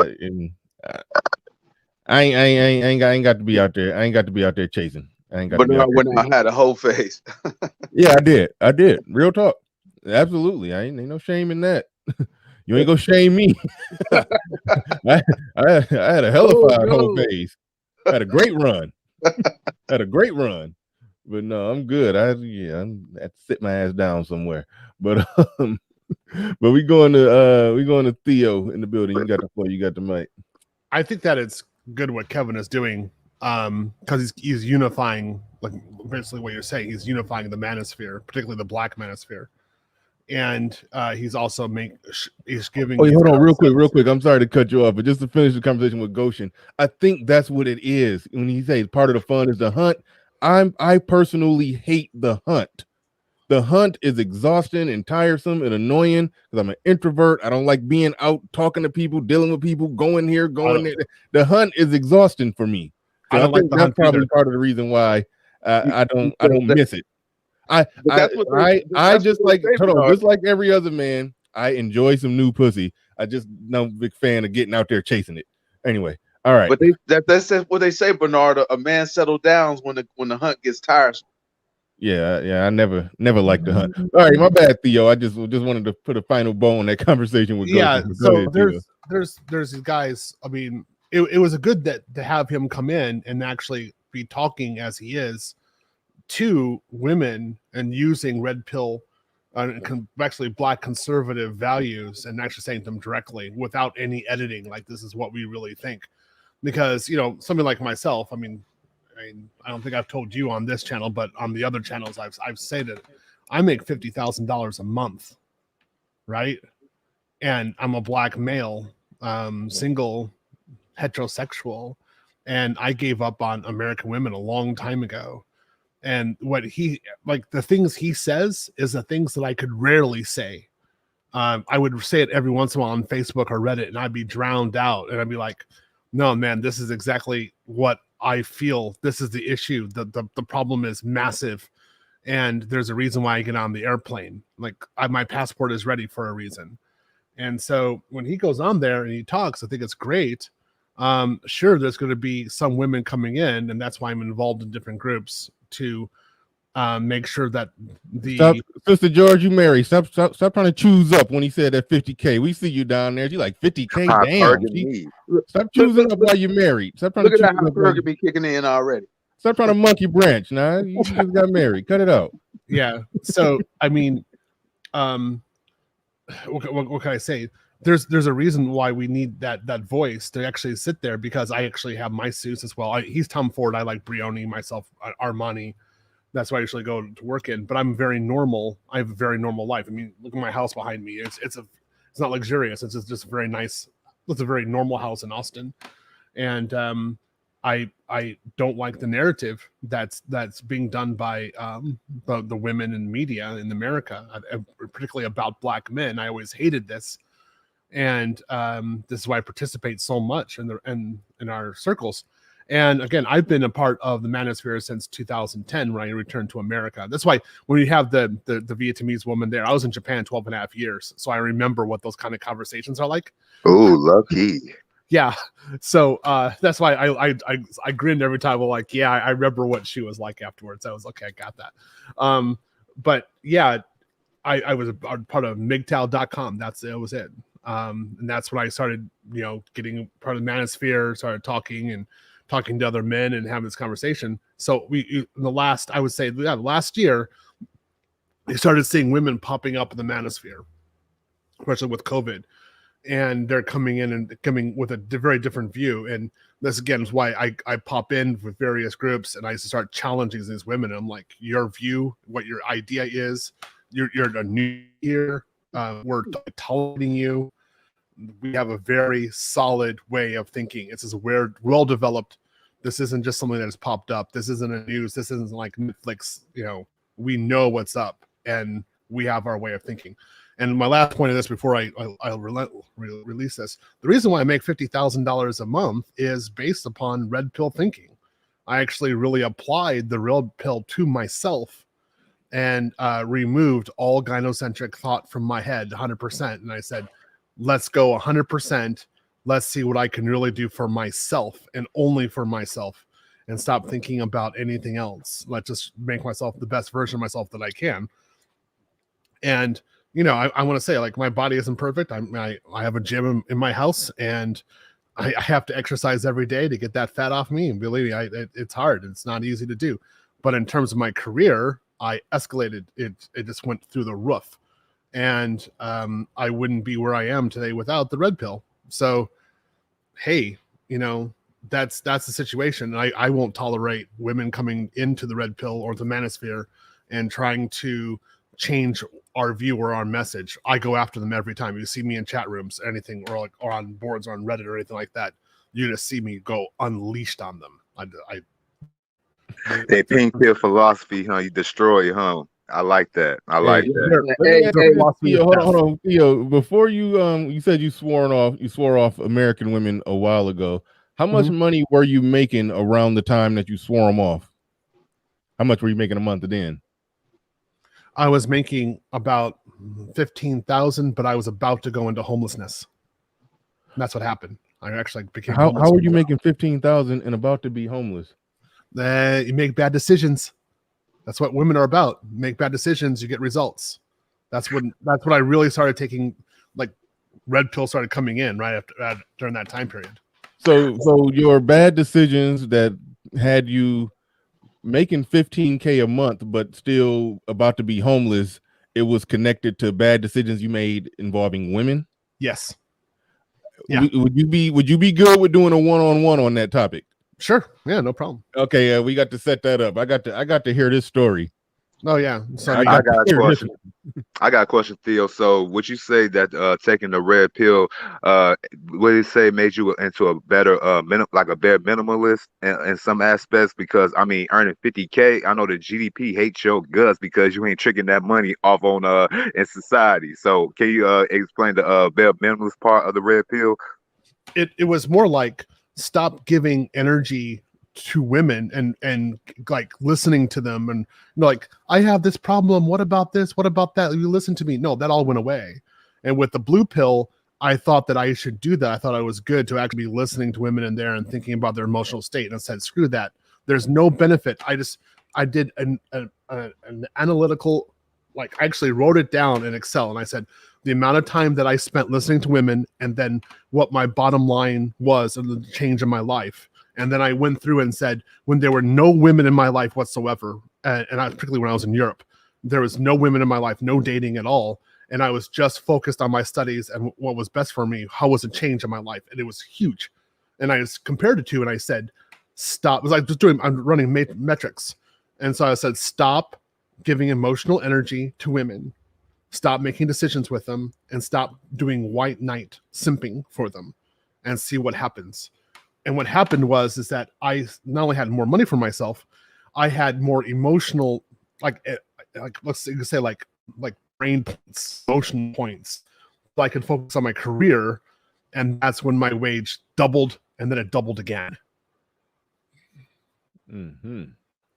Yeah, good stuff, man. Good stuff. I can't wait to get into that and get more details. But you got me making 50K now, so like you making enough, right? I mean, 50K a month now, so you're making enough money now to where we should see some chick in like a maid costume that's kind of too small back there dusting stuff off, and in the background that should be going on at this point. I mean, you can afford it now. You can afford the tricking now. All you need is just basically a maid and a secretary. I gotta have so August and September I'll be making 65 to 70,000 each. And hey, I need that. What? Could I say it again? Sorry, sorry. No, I was just telling Curlin, like he on the clock. Carl Winslow about to steal your girl. So the reason why it's important, I mean, I wouldn't have a woman in here because I think about it a lot. I say, okay, if I'm on a date, think about the amount of time that it would take me to figure out like where to go and what she would need and what blah blah blah, small talk, and it would take a certain amount of time, like 4 or 5 hours. Well, I could make like $350 to $400 an hour doing IT.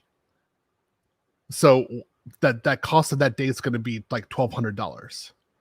So why would I go on it? And I seriously sit back and was like, oh, okay. And what's the possibility of the date being good? Very low. It's probably going to be BS, me listening something irritating. So I'm going to be frustrated afterwards, just not sexually frustrated that I wasted my time with her, And so that's going to cost me more time to stop doing something. So maybe I don't exercise. So maybe I gain weight, something like that. And I'm like, nah, man, that's done. Over. Get rid of her. Done. Just stay at home. Like friends, something like that. I kind of want to wait till we do a one-on-one to get into this, but I got to ask, I think people do want to know when you say you can make X number of dollars an hour doing IT. Okay, it's a lot of people that do IT. They don't make money. They don't make $50K a month. So what kind of IT are you? They're blue pilled inside. They're blue pilled inside the companies. I took the red pill with women and with companies, and people aren't talking about the companies. How does taking the red pill within the company, how did that manifest into $50K versus being blue pill and I guess making $10K a month? We got that one-on-one. And all right, we'll nail that down. I'm having a free seminar about that in Atlanta, and I'm going to be telling them how to do this. Oh wow! Yeah, I'm not selling it; it's for free, but it's about how to do the red pill inside of a corporation. The only IT I know making that much money is like running fucking numbers for the mob or some shit. No, yeah, no. Gabe is asking the question: what does doing IT mean? I mean, I just asked him about the vagueness of that statement, but we'll get into that. We'll get into that on a one-on-one. We'll have that set up next week. So I don't know if I got your email, Theo, but my email is in the about section. I got to start using my brother Bernard. I gotta jump up off of here. Okay. I guess I'll see you tomorrow. Just hit me up in my email or something. Let me know what's going on. But before I go, I need to address somebody who has a tendency to follow me from channel to channel to channel to channel. This is what you don't understand, Thundercat. Everywhere I go, I have a wrench, and every time I see you, I'm gonna block your ass. And the reason why I have a wrench everywhere I go, not because I'm that great, not because I'm that good, or because I have that many subs. It's because I have something that you do not have. It is called respect, motherfucker. See ya. Now go make another account and make a return. And if I happen to be watching, I'll block your black ass again. Peace. Thanks for having me up here, Brother Bernard. I see you on the other side. Peace, all the brothers on the chat. Brother Silent, Brother Theo, and Brother, who's that up there? Mr. O. Mr. O. Peace. I see y'all on the other side. Right on, right. Only from TPOT Media. Open your minds. Shout out to Xavier. You know what? Now I got a bone to pick with you, goddammit. Because I've been a supporter since day one, and I ain't got no goddamn theme music and shit. When he sent me that. He made it easy for me. Snuggles, I had to do that because it was just too funny. Then Black Wolf personally requested it and told me what he wants. So I mean, it was, and I said I'm going to do that for a lot of people, but I just been bullying. But that's Blair as fuck. That's Blair. But Brother Xavier sent me that because I told him I was gonna hook something up for him. Actually, I was gonna take the clip right from the intro because he do the voiceover for my intro. But he said, "No, just use this." I was like, "Oh, that's perfect. That's perfect." Damn, I need some Method Man. I came to bring the pain music or some shit. let me know what you want. I might can hook it up. We had to set some shit up like that's Blair. Real talk. Yeah. Gabe A in the building. He said, well, no, I think I already read that, but yeah, we talked about the vagueness of that. He already addressed it, but shout out to Gabe A. Appreciate the super chat. Rules, we at Mr. O, you was trying to get in earlier and say something. You got the floor. Mr. O. Oh, I ain't really want to say much. I was just about to sit back. Okay, no, earlier you were trying to jump in. Thought I forgot what I was about to say. It's been so long. That happens. But no, Theo, it sounds like you got an interesting story brewing. Did you know anything about the manosphere at all prior to Kevin Samuels? Who are you asking? You, Theo. Oh no. I was I started MGTOW back in 2010. That's when I started hitting rock bottom. When I had cancer, I did red pill. This was in 2010. Yeah, I did. Oh, I yeah, had you've been around a cancer minute. in 2012. Did red pill, and went through a red pill rage 2013 to 2015, and started really doing the reforms of my life at that time with red pill 2016, and that's when I hit like 275,000 a year, and started having to accept and dealt with stuff. Yeah. So Good I've been stuff. around. I've been financing the red pill content. I started with Sandman. I mean, come on, got to start someplace. So he was the first guy who was actually on YouTube on it all the time. He wasn't showing his face because he's scared, and I didn't show my face until last year with Donovan Sharp. But I started financing with Sandman in 2015, and I started slowly giving more and more money out. So I give, like I've told other people, I give $1,500 a month towards the Black Manosphere. Yeah. Little Big Nate, what you listening to, man? No, my apologies. That was the phone ringing. I'm sorry. What's up, Big Nate? Okay, I thought you was listening Man, to Mr. like the, O, salute. I thought you were listening to like the soundtrack of like Sound of Music or something. I don't know what that was.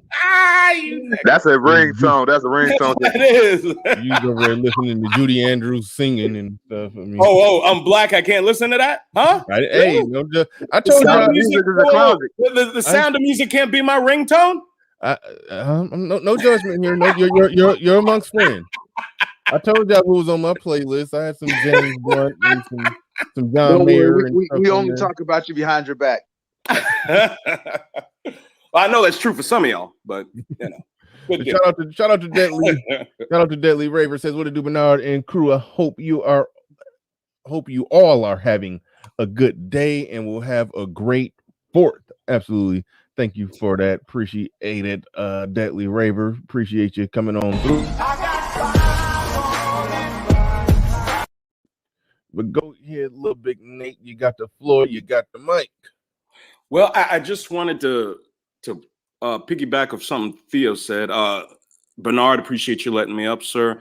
Gentlemen, good to see you on this beautiful Saturday afternoon. Theo talked about his seminar in October. Myself, my son will be coming to Atlanta in October to be part of that. And we're also going to do our first Manosphere meetup. That's what we're going to call it. My man Clue is going to be there. I believe he's confirmed. And it's open to all the gentlemen that would like to come. Now, I'm paying for Theo's food, but that's it. Theo and my boy. Anybody else that comes, you'll pay your own way. But, we're men. We're used to that. No problem. But you gonna get my wings for me, player? What's that? You gonna get my wings for me, player? Yeah, you in Dallas. You got plenty of great food. What are you talking about? Plenty of great food. But see if you can come through. Where is this going to be at? I forgot. In Atlanta in October. Well, the closer the date gets, we'll have the specifics out. But our first Manosphere meetup, it's something I talked about on your channel, Bernard. The need for us to meet up, break bread. And hopefully that will evolve us closer and closer to our own type 21 type convention. And I know people, they don't think it can happen. We got the egos are too big. The drama's too deep. I don't think it is. I think we can pull this off, or the men that want to can pull it off. And the first Manosphere meetup that I'm aware of, we will be holding in the beginning of October surrounding Theo's seminar. So cool. Just wanted to make folks aware of that. That is pretty damn cool, man. I like it. And Theo, with this seminar, will it be? I'm assuming everything is recorded nowadays. So I'm assuming it will be recorded. So will people who can't make it be able to get access to the information, or is that may be a flat out no, because you probably got to pay big money to get in? If I understand what you're doing properly, I don't know. The seminar is free. Oh, okay, cool. That's awesome. Yeah, you just have this. I announced this actually in the mix with Kevin Samuels. So you have to be a black male. That's the only requirement. Love it. And the next one is Big Nate, I think you're fucked then, brother. I said what? Would you say silent? Bad. I said, Big Nate, I think you're fucked then. What exactly would have me fucked? No. God. I ain't shit. He's taking a shot at your blackness. Don't My pay him. blackness. Don't pay him no mind. Don't pay him no mind. Okay, so let me think. So you have to blackmail, and you have to listen. And it's going to be designed. I'm going to be making a mentor program on actually how to think about how to do IT, how to introduction to IT, and for some people, give them advanced information. But a lot of it's going to be dropping how to do the red pill, and why you're stuck in your career. Like what the limitations are, because the same limitations that you have with relationships are you have in the career. It's the same thinking. So I first red pilled myself with the career, and then I red pilled myself with women. That's how it actually worked. Don't pencil me in, but man, you said in October. Yeah, so it'll be. I've chosen the hotel. It's gonna be downtown Atlanta. I'll send Little Big Nate the information. He can send it to you, because it'll be easier for him to coordinate externally. But there's a possibility I might can make it to that. There's a possibility. Yeah, and so what I just recently was in Atlanta, so I wouldn't mind. I'm talking. So the guy who's I'm getting, it's one of the Marriotts that are building it right now downtown, and so I'm aware there's going to be podcasters who are going to be attending my seminar. So I'm trying to get them space off to the side so they can actually run a podcast while I'm teaching if they want to. It won't irritate me. Sorry, it won't be a disturbance to me, but they can actually do something that they can operate and then go back to the conference if they want to. So it'll be free. Again, it's free. I'm paying for all the space, everything. No sponsorship, nothing. I'm paying it out of my wages. I can do that. Good stuff. Shout out to the Mac, the trucker in the building. He says, "Salute, Little Big Nate. I'm in the Atlanta area, brother. Please keep me informed. I would like to join you, brothers." Absolutely. Yeah, said it right there as well. I'm down, Theo. I'm in the Atlanta area. Absolutely. I'm curious, what is it exactly that prevents me from being black, though? Would you like to elaborate? He wasn't gonna let it go. Well, no. I don't like letting things go. You see, what you can depend on. What you can depend on. Haven't you met me, nigga? I know we've never met. You're not immune. I talk shit to Bernard. I talk shit to everybody. He laid this shit up for me. Okay, so I'm not special. The motherfucker. That's what I do. I'm not special. Okay, I'm not special. This the two of y'all first time talking? No. We've had interactions before. Oh yeah, that's right. Y'all have went at it. We got history. Yeah, we got history. Oh yeah, I remember. Yeah, I think less about it than you think, bro. I talk shit. Okay, all right. As long as everybody gets the same treatment, no problem. Nigga, have you met me? I've never met you. No, I've never met you. I'm familiar with you. I've never met you. But cool. No problem. I spare no one, brother. No problem. No problem. Yeah. But back to the subject. Vagina-Vision. Did Kevin Samuels infiltrate? I hope he wasn't trying to, because it's destroying itself. You know, we as men, will oftentimes complain about the divorce laws and feminism and the gynocracy. All this nonsense is literally destroying their lives. I am perfectly fine with the lady from Seattle's platform, all these anti-black male racist platforms that are run by not white folks, but black women. I'm perfectly fine with them, because more and more men are walking away. More and more men are leaving these women alone and miserable. What these women don't understand is you were designed by your creator to be under the leadership of a proper man.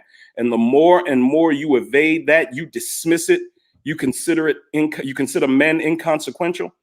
You just hasten your own doom. And on my show about a week ago, Theo said, these women will get nothing. These elderly, used up women that hated men for the majority of their lives, they're going to get nothing from him but his Amazon cardboard boxes to sleep on. And I agree 100. When he said it, I thought, God damn, that's kind of harsh. And I even told him, I was like, Theo, man, damn, that's cold-blooded. But for the last week or so, I've been thinking, I was like, he's exactly right. Now, will America have the stomach to see women dying under bridges? That's the question. That's the question. Clue in the building with the super chat. Appreciate that. Shout out to Clue and Gabe A. Just can't let it go either. He says, I really can't get past this doing IT thing. What is your business structure where you red pill your career? B2B IT services. So I guess preliminary. So this, if IT is information technology, I do almost all of my services B2B, which is business. And that's where there's like almost unlimited money. Infrastructure, business structure, it's basic W2 consultant. That's what I run. It's easy. So if you want to find out more, I mean, just keep listening on every once in a while, but go to this manosphere thing that we're talking about. I mean, I might have to add some. I'm going to be doing the Saturday thing, but I might have to add a Friday thing as well in Atlanta because so many people are talking about this. So, and then I might be do a Sunday as well. I just have to, my thing is that I have to catch a flight out of on Sunday night. I have to catch that flight to Ukraine. So I can't go too long, so I have to get on the airplane. All right. You borged, but we heard what you said, but you borged a little bit. But in all fairness, you can't say you make $50K a month and be on here borging with your internet. Your stuff got to be clean. That is some bullshit. Yeah. You can't make $50K a month over there on Wu-Tang Wireless, man. Oh, in Ukraine? Oh, where? Oh, well, see. Oh, I don't know. I said Wu-Tang Wireless. I ain't shit again. Damn it! I'll shut up. Sorry, you got me. Where you located? You live in Atlanta, Theo? No, I'm in Austin, Texas. Okay. Man, you in the tech capital of the world, man. You shouldn't be. One of the tech. I've got Google Fiber here running like pretty fast speeds, like 1 gig fiber. I checked the hotel. I made sure the internet speeds are fast, and then. Oh, that's what you wanted, Sir Tice. Sorry, man. That's right. What do I say? This Sir Tice and I did meet on Kevin Samuels The Mix, and he's the one who he got me over to Little Big Nate, and then from Little Big Nate I got to Bernard. Yeah. Okay. All right. Yeah, there it is. Go ahead and set that record straight, Sir Tice. I feel you. Yeah. Acknowledgement, baby. Absolutely. Yeah. So it is Sir Tice, man. There is a lot of thanks to Sir Tice for doing that plug, so I wouldn't participate in that. But I was going to say in Ukraine, the internet is actually very fast. So I ran 5 computers simultaneously in the hotel when I was there in January. So I'll be good. You know why the internet runs fast in the Ukraine? Little Big Nate, no. There's only white people there. Black people slows your internet down. I'm only going to let so many of these pass. You know, the fast internet is. I'm only going to let so many of these pass. Big Nate, listen, I'm going to warn you. You might as well get comfortable, bro. I'm only going to let so many of these pass. But go ahead. Yeah, chill out, Silent. Chill out. I'm the same fucking dude. I'm always. What are you talking about? My beautiful black daughter and my incredibly handsome and dynamic black son would disagree. But go ahead. Oh, hold up! I got to tone down. Come on, Little Big Nate. You can't be in your feelings. I'm the same nigga I always am. All right, I'm not the one in his feelings. Everybody, I'm not the one in his feelings. Okay. All right. Native of Rain in the building said big money Bernard. I told you I ain't big money Bernard. I'm medium money. Shout out to Native of Rain. Appreciate it. Chat. He said we're about to have a WND outburst. Nah, I'm not gonna do that on another man's platform, man. No. I like your WND outbursts. They're good. They're educational. I think back then I'm like, oh, okay, yeah, all right. I never thought about that. Okay, yeah. Let's do something real quick though. Nate, if I understand it right, your ban on live streaming should be over after today. Correct? I might be able to stream tomorrow, or it might be Tuesday. I'm going to give you a rest tomorrow. I texted you something Text me back as soon as you get an opportunity. Oh. But tomorrow, man, I'm gonna let you chill, man. I've asked for too much already. Oh no. Let me do this, Bernard. Let me wave a white flag. But you want to okay, but just for the sake of promotion while you're here, you will be tonight is still on, correct? Oh, well, tonight meaning yes to the text? No. Okay, I didn't even read the text. Okay. I'm saying your schedule, you normally go Tuesday, Thursday, Saturday. Today is Saturday, correct? Yes, sir. Yes, sir. So yeah, so you will be going. The Little Big Nate show is still going on tonight, right? That's what the text was about. Okay, good. No, I didn't want to say anything. That's what the text is about. Yeah, so. I can't read and talk at the same time. It's a, oh, okay, gotcha. Are you cool with the show? Oh yeah, 3:30. Yeah, 3:30. Yeah, All right, 3:30. Yep, that'll work. And y'all gonna love the thumbnail. Y'all gonna love the. That'll work. Yeah, send me the thumbnail. I'll get it set up for the few of you who don't know. Little Big Nate, his ability to live stream got shut off for a week. So, but the Little Big Nate show still goes on strong. I let him do it over here, right here on my channel. Let him. We always find a way, brothers. We always find a way. God damn it. Yep, absolutely. So he will be going live over here at 3:30. Make sure you're here. And Dusty Shackleford, funny name, says Bernard got an AMC chain like Rockefeller.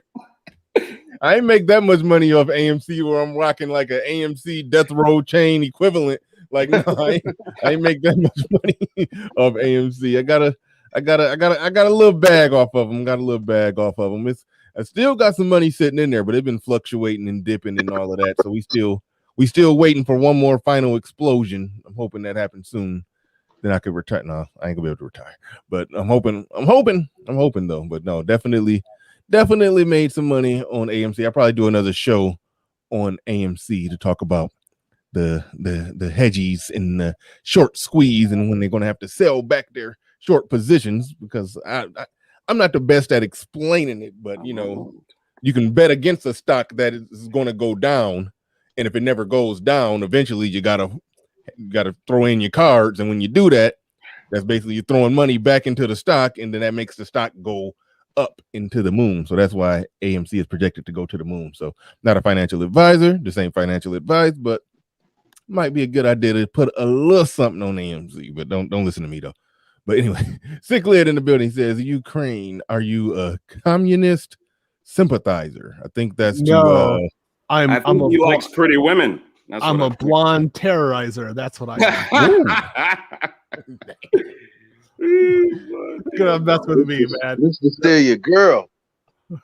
Nah, man. I only do blondes over there. What can I say? Well, I did in the building says, ask Keith what he barbecuing this weekend. Someone thinks he can fade me on the grill. Hey, first of all, don't come up here threatening me like that, Sir Tice. Don't stall me out on this grill. I don't play around. We got a couple racks of St. Louis ribs. We got the rib eyes on the joint, and we got them lobster tails on the joint. And you know, we're gonna have to throw them veggies and corn on it too. We got the poolside view. It's going down. It's gonna be a great weekend, man. You got to pull up on somebody's channel and improve all that. Otherwise, you stunting. Don't stall me out, nigga. I don't always drop my receipts, nigga. Don't stall me out. I ain't never lied on my shit. Oh, okay. We'll see. I'm just playing.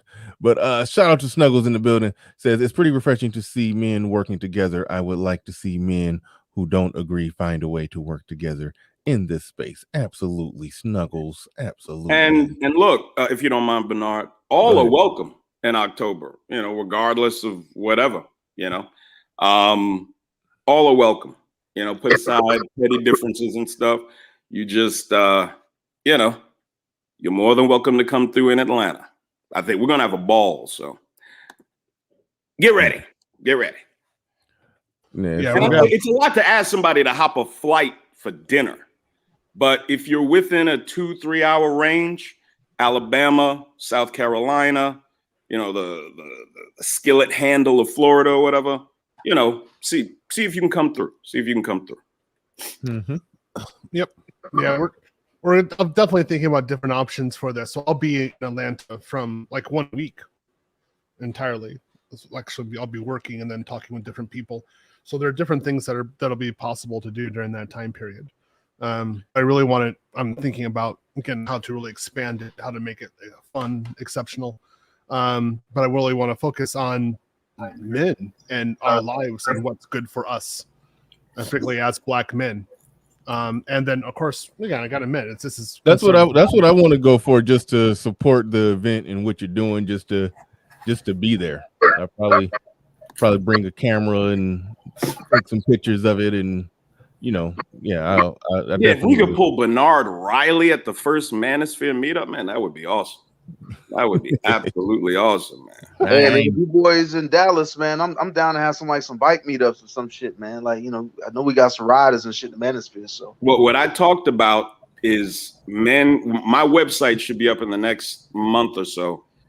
And there will be a page where you can upload your avatar, your screen name, and your state, and you can leave your email. And what I suggested on Bernard's is that, brothers, if you're in neighboring states, begin the process of communicating with each other and meet up. It's the precursor to everything else. White guys go on the golf course. We don't necessarily have that luxury just starting out. I mean, if you can pull that off, great. But sitting down and breaking bread, I think, is an awesome way for us to start off. And we just needed the basketball court. I'm not a big basketball player. I'll watch. I'm not playing. Doesn't shock me. You niggas ain't getting me out there playing. Here we go again. Okay. Hey, let me clear the air. Let me clear the air with you. I'm gonna throw up the white flag because I've heard your commentary. I think you think I have an issue with you. I promise you, I don't. All right, I promise you, I don't. Okay. I do not take this shit personal. If I get on a panel, I come up here. Half the time I'm burning. I'm coming up here to talk shit. I'm sitting around playing dominoes with the homies, running my mouth, expensing a little advice or two. If a person says something I don't agree with it, I'll tell that person, hey, I don't agree with it. You will never hear me talk about you behind your back. If I have a problem with you, everybody that knows me knows that, hey, I'll say I got a problem with you, and here's why. I don't have a problem with you. I ain't shit. All right. Silent. All right. Silent. We got a more important issue to deal with here. Theo just let that damn dog lick him in the mouth. I saw that shit. Theo. No, he didn't lick me in the mouth. No, god damn it. I saw it. That dog licked you right in the mouth. No, he didn't lick me in the mouth. I know. I can't co-sign that, Theo. I'm sorry, bro. No, he didn't lick me in the mouth. Yeah, I mean, letting that dog lick his in the mouth. Dog just got done licking his balls for 15 minutes. This is Chewbacca. Went mouth to mouth with you. No, what is that? That's a Shih Tzu, or what is that? This is a Yorkie poo. Yorkie, okay. Hey Theo, tell if you don't mind telling these gentlemen, tell the only creatures that were by your side through all your trials and tribulations. Oh, yeah. When I lost everything, nearly lost everything. There came to a point that I almost lost every single personal possession in my entire life. I was homeless and I had cancer, and the only ones that ever stayed next to me were my dogs.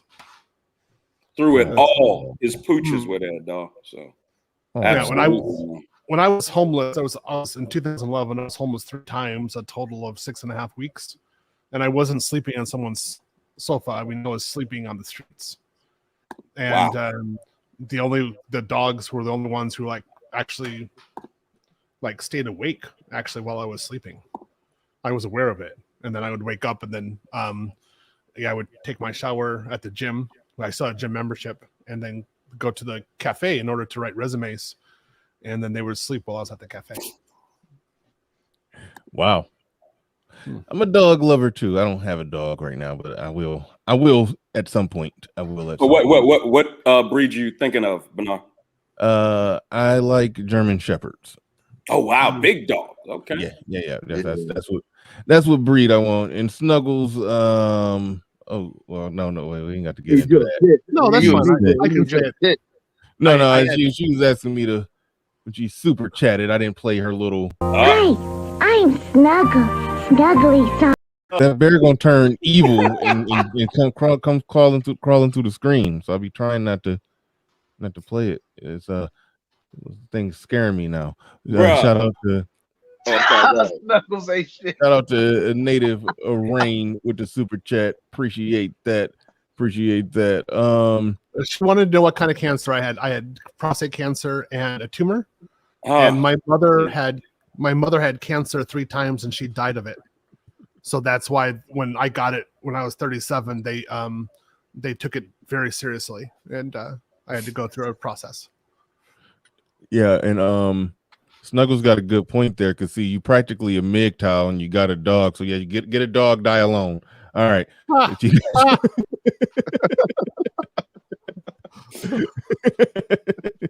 all right. That happened. Yeah, that was happened. Yeah. No, I'm fine now. Wizard X in the single, building. ladies and gentlemen. What'd you say, Silent? I said he's single, ladies. Yeah. Oh, I don't fuck with no American women. Sorry. Yeah, y'all missed out on that. You ladies have no idea the caliber of men you all are missing out on because of your bullshit. I mean, high caliber dudes, and y'all letting them go because of your ego and your arrogance. And, I advise other black men about how to go abroad, and then when I was abroad previously, you would see them like either for the military or either come on the airplanes, and I'd teach them as well, because other people taught me, and we networked really well, and they all got married abroad, and they're all happy, like all of them. There's just happiness, and then they make kids, and they're happy fathers, and that's what it's all about. I had a sad story for myself, but that's what normal process was. It was all over Asia and the Philippines, Germany, Russia, Ukraine, Brazil, Colombia. So that's something else I'll be talking in my conference as well. That is funny. Man. That's some funny stuff with I don't even know how to say this name, Ejissa or Eshua. That might be, I don't know what that is, but you said, "Nah, Riley, you said you want a black woman, or a German Shepherd." That is funny that they get called German Shepherds in the manosphere, particularly Minister Jeb. Shout out to him. But that is long before that was a thing that people was calling chicks. Yeah, I've always wanted a German Shepherd. That's how much black men have been indoctrinated. Even they want what that kind of dog I want. What kind of dog I want? I say a German Shepherd. That's funny. I didn't even catch that right away. So good, shout out to you, however you say your name. That is some funny stuff. I'm about to go to Wizard X real quick. Get free of the system and get your little rat like Theo. No, I don't like little dogs. I like big dogs. My dogs. Sorry, I want to say my smallest one, my Dachshund came from Japan, and so she's about 12 pounds. But in Japan, it's a big dog. That's why I have small dogs, actually. Especially considering how confined their living quarters are in Japan. I would imagine they can't even have larger dogs out there. Plus, if anybody gets hungry. The super. Oh my god! Do you mean the Akita? Japanese dogs, the Akita. Let me answer the super chat. Do you want to read it, Bernard? Oh no, you can go ahead and read it, answer it, do it however you want. Okay, so hey Theo, any advice for Eastern European traveling for a young guy on average salary, 30K-ish?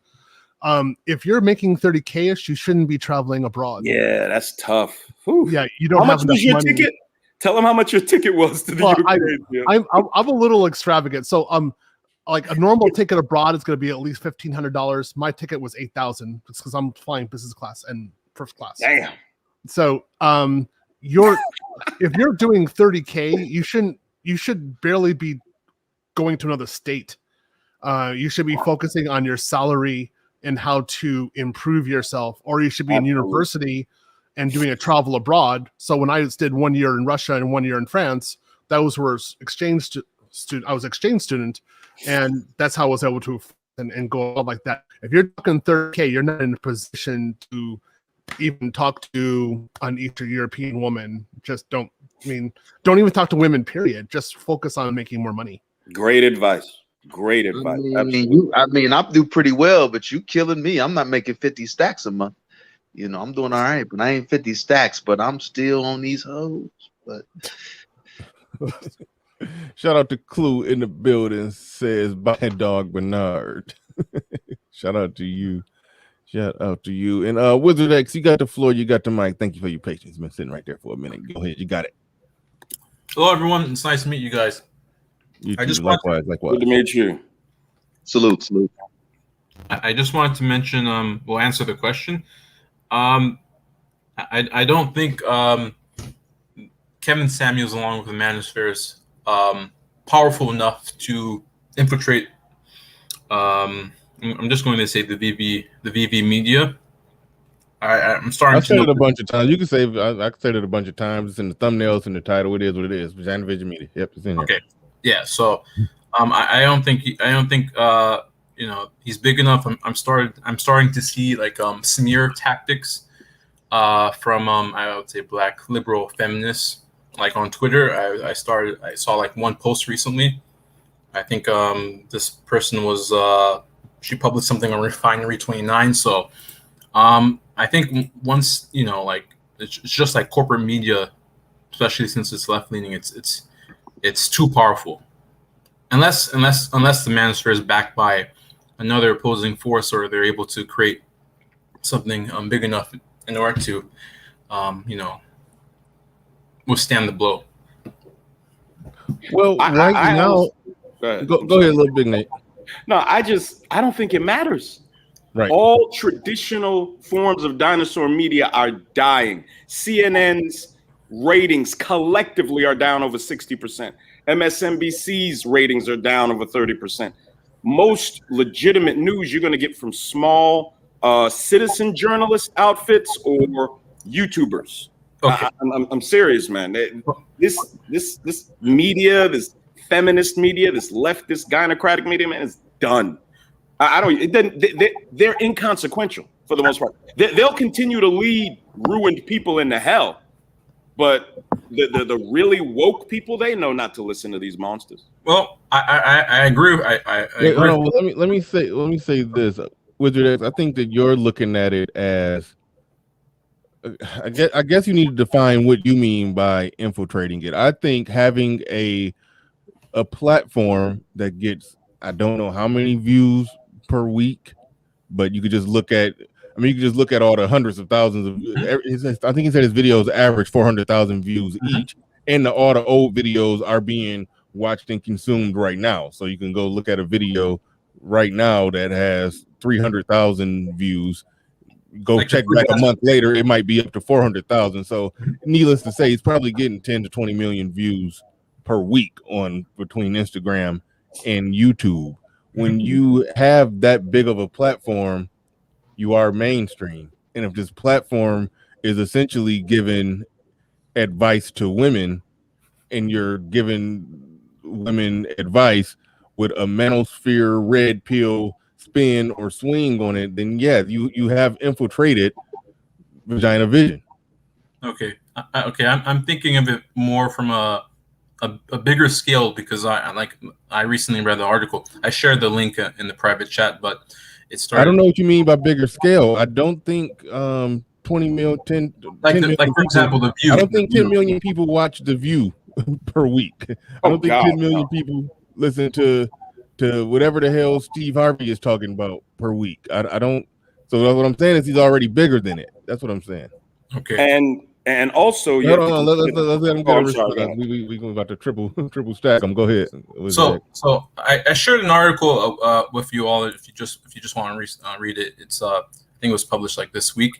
But within this article, I know how sometimes I guess black liberal females don't really like to use right wing, the bad right wing smear tactics unless it benefits them. And this person was using right wing tactics such as I think 39% of black men were in prison or whatnot, and this is why it's hard for black women to find suitable partners. But the thing with I would say the left, it's just that well, they're really good as marketing, in which once they attach a label to you, it's hard to it's hard to brush it off. So if they say let's say you're if you're a Trump supporter, people are automatically going to assume that you're some sort of crazy white nationalist or something like that. Yeah, So you're missing the point though. The thing is, they can put a label on him because he's getting millions of views per week. He's taking that. He can kick that label back off of him. He can take that label off of himself and retort and put a label on them. That's right, because his views are powerful. Yeah, you gotta understand that when your platform is that big, you can control the propaganda. You can be the indoctrinator. You're the pot stirrer at that point. Okay, that's why everybody sort of like how Stephen A. Smith, Matt Barnes, and Stephen Jackson, and even Charlamagne the God, they couldn't control the narrative on Kwame Brown. He took back the narrative just by going live and having 30,000 people in there watching him. So they just had to shut up because somebody sitting there on a cell phone camera won the argument, and they just had to shut up. So it's like people are not realizing the full power of you having a platform that big. And if I could piggy that, Bernard, since black men don't build, like I said, when I say you have to give black men time, if you think about it, black men are damn near taking over and making our own media within 5 years on YouTube. Yeah. On YouTube, and now we got mainstream media fucking talking about these conversations. Black men started that, not the white manosphere. Black men. Once again, you get to show the fucking world they following your lead, and now you got Shaq talking about you on fucking TV. You're right. You're right. The way I see, I mean, I don't know, but the way I see, I guess like YouTube, for example, is just like, it's not trustworthy. It's not trustworthy in the sense where, like they have too much power where they can dictate, what's propped up on their media platforms. So that's why I was thinking from that point of view, especially with the smear tactics and, that whole crazy, that kind of stuff. We do got to take steps in the process of having off-site, off YouTube platforms. Like Kevin Samuels is big enough to where if he had his own little place where he could stream, I shouldn't even say his own little place, his own big place, his own website where he could stream, he could take the audience there. Mm-hmm. He's big enough to wherever he go, he could take the audience with him. So he's in a situation where YouTube, what he's bringing in, the revenue that he's creating for YouTube, they need him just as much as he needs them. But he's also in a position of power to where he can have another platform created to where people could go there. I mean, I don't want to share too much, but yeah, with the whole. I agree with you. Yeah, I think he's been kind of like sharing, like he's been working on something, so I'm looking forward to it. I think it's something like what you described. I don't want to use like for example, when Alex Jones was kicked off of YouTube, he already had that website, and now he has a following, so I'm looking forward for that. I just wanted to share that article and share like what they're trying to work on, what material they're trying to bring against Kevin Samuels along with the manuscript, as I shared with the article. Well, in this article, I haven't read this article, but you said in this article they're trying to say some stuff about the manosphere.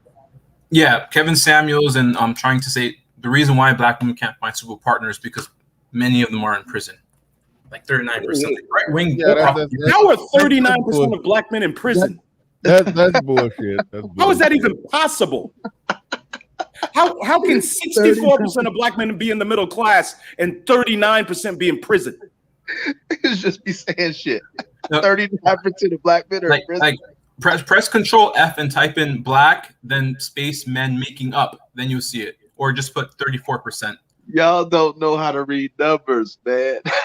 That's like this, and this was written by a black female. You really think with your spider senses, you think damn near 40% of black men are in It's not even possible. That's why I said it was right-wing propaganda.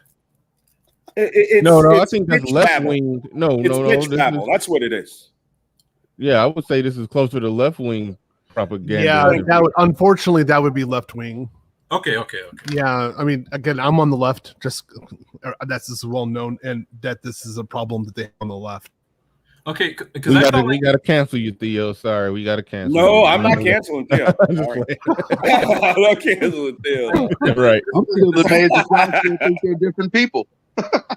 Okay, because like that's the kind of material that like you would hear like Hold on, and real quick to what Rod of God saying, because he did add something to this. The problem is building the platform is expensive as hell. But the thing is, when you blow up this big on YouTube, somebody like Kevin Samuels, who, let's just face it, he's become a millionaire off this shit. So he got the money. So there's that. And also, it's not expensive if there's thousands of us carrying the burden, the financial burden. Well. It's not expensive. We're talking about $100 a man. What you're forgetting about is the idea of the manosphere. See, remember, this is why I love just remembering everything. You guys remember Inception, right? Mm-hmm. With Leo. Fuck all the fine white hoes DiCaprio. I wish I had that nigga dick boy. But that's fuck. Like right, that dude is pause. But take a breath, count to 5, then carry on. Hold on. Let me interject. that dude has bang, bro. Man. But anyway, so you remember where he's telling them like the about idea implanting. All it takes is just a small nudge to plant an idea, and then that idea grows into a seed, into a flower, and then it blossoms into a grand idea that people think that became their idea, right?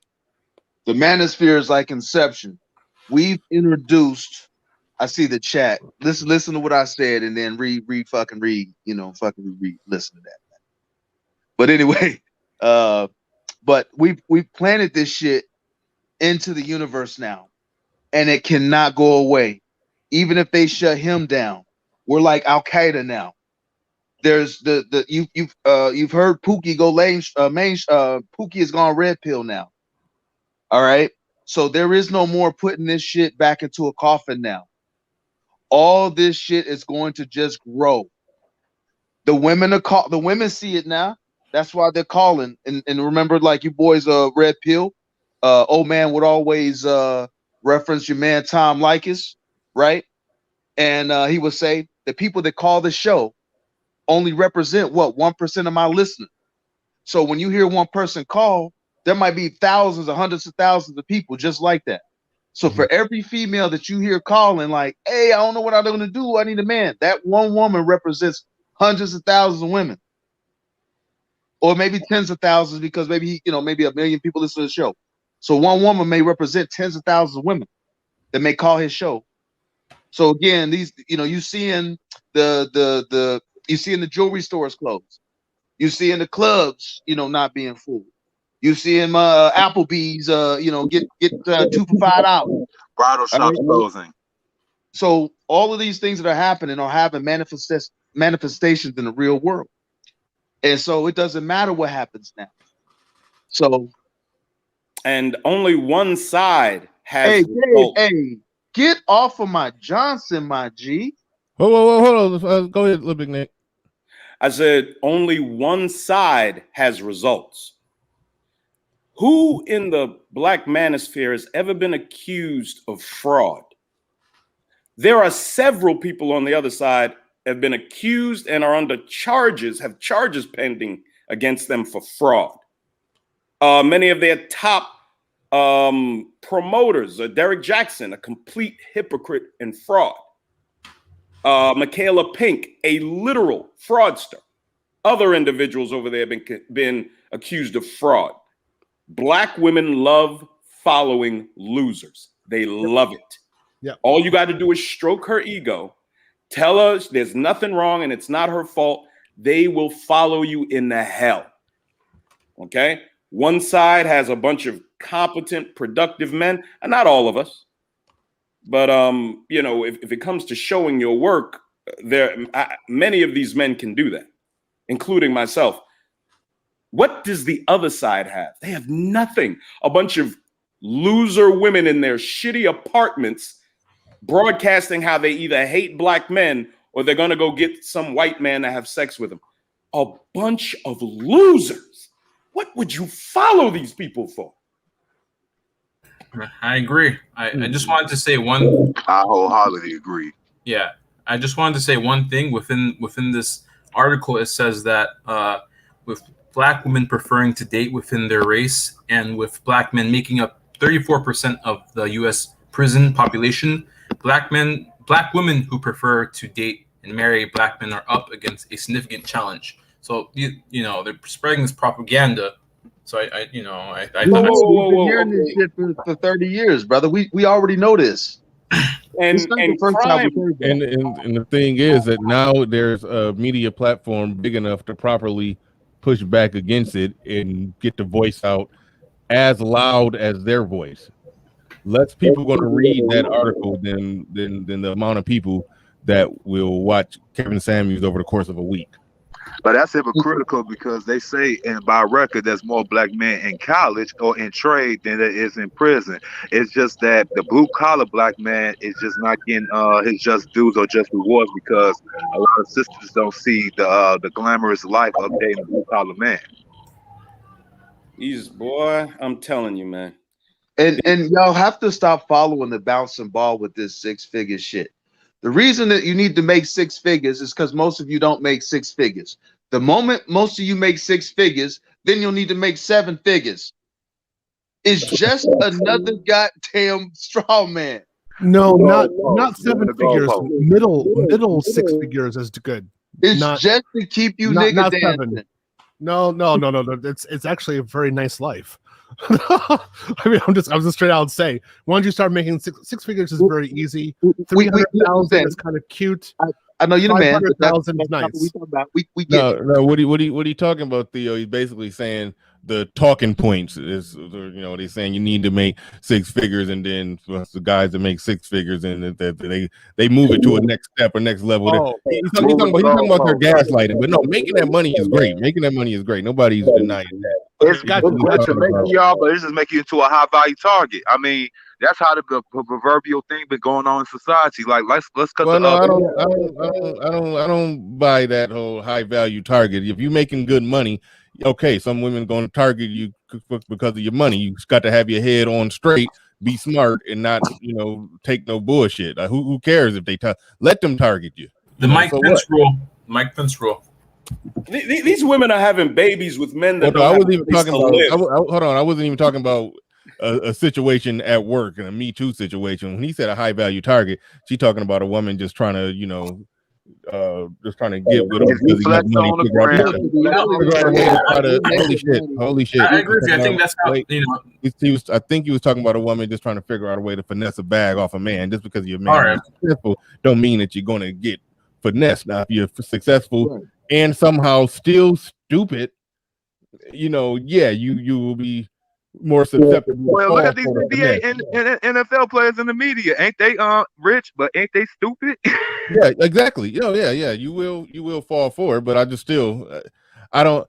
That's why he excludes athletes and celebrities. Yeah, because they made their money not through their intelligence and hard work. I mean, it's hard work to stay in that great of shape, but it's a different type of hard work than the type of hard work that Theo had to do to get his money. So it's a different type of thing.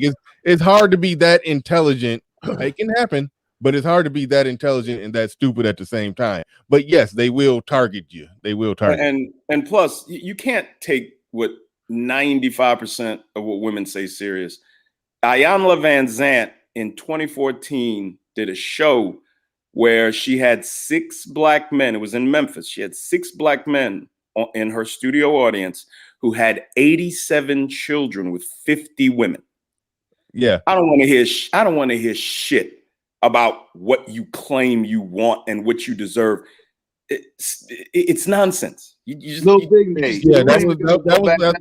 was not just because of that, but that's part of the reason why I did kind of have a slight problem with what Mr. O said. Even though it's some truth in it, there's a percentage of women who, they only see getting in a relationship with a man, a relationship that they can respect and act like they got. Now they can rest their femininity. If the man is making a certain amount of money because they don't value the man, they don't value the relationship, they don't value a structured family that operates in a way that makes sense. They just value a certain lifestyle. And Some we of all them know are that's bullshit too. holy shit. Because if that wasn't the case, some basketball of them are operating like that, so it is something worth being said there. But far as just sexual access, oh no, it's still a free for all out there in terms of that, and that speaks to what Little Big Nate is talking about with the 3 guys who got 86 guys, 87 kids. Yeah, got 87 children. But shout out to Sir Tyson in the building. He says, but the lamestream media is trustworthy. There's a reason all the major lamestream media have YouTube channels. Yes, that is very true. They have YouTube channels now. Crying Negro Network, CNN, Fox. Shout out to you, and shout out to Charles Merchant. I saw your comment down there. You said you just want to play the everything you want. What do we get for $10? Everything you want. Everything? Everything. You. And also shout out to Gabe A, who made a point that I really disagree with. This is why I had some disagreement with Mr. O right here. I think Gabe A summed it up good.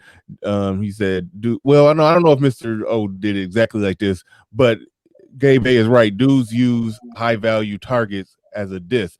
Being a high value target is a flex. I agree with I'm not using it as a diss. I mean, shit.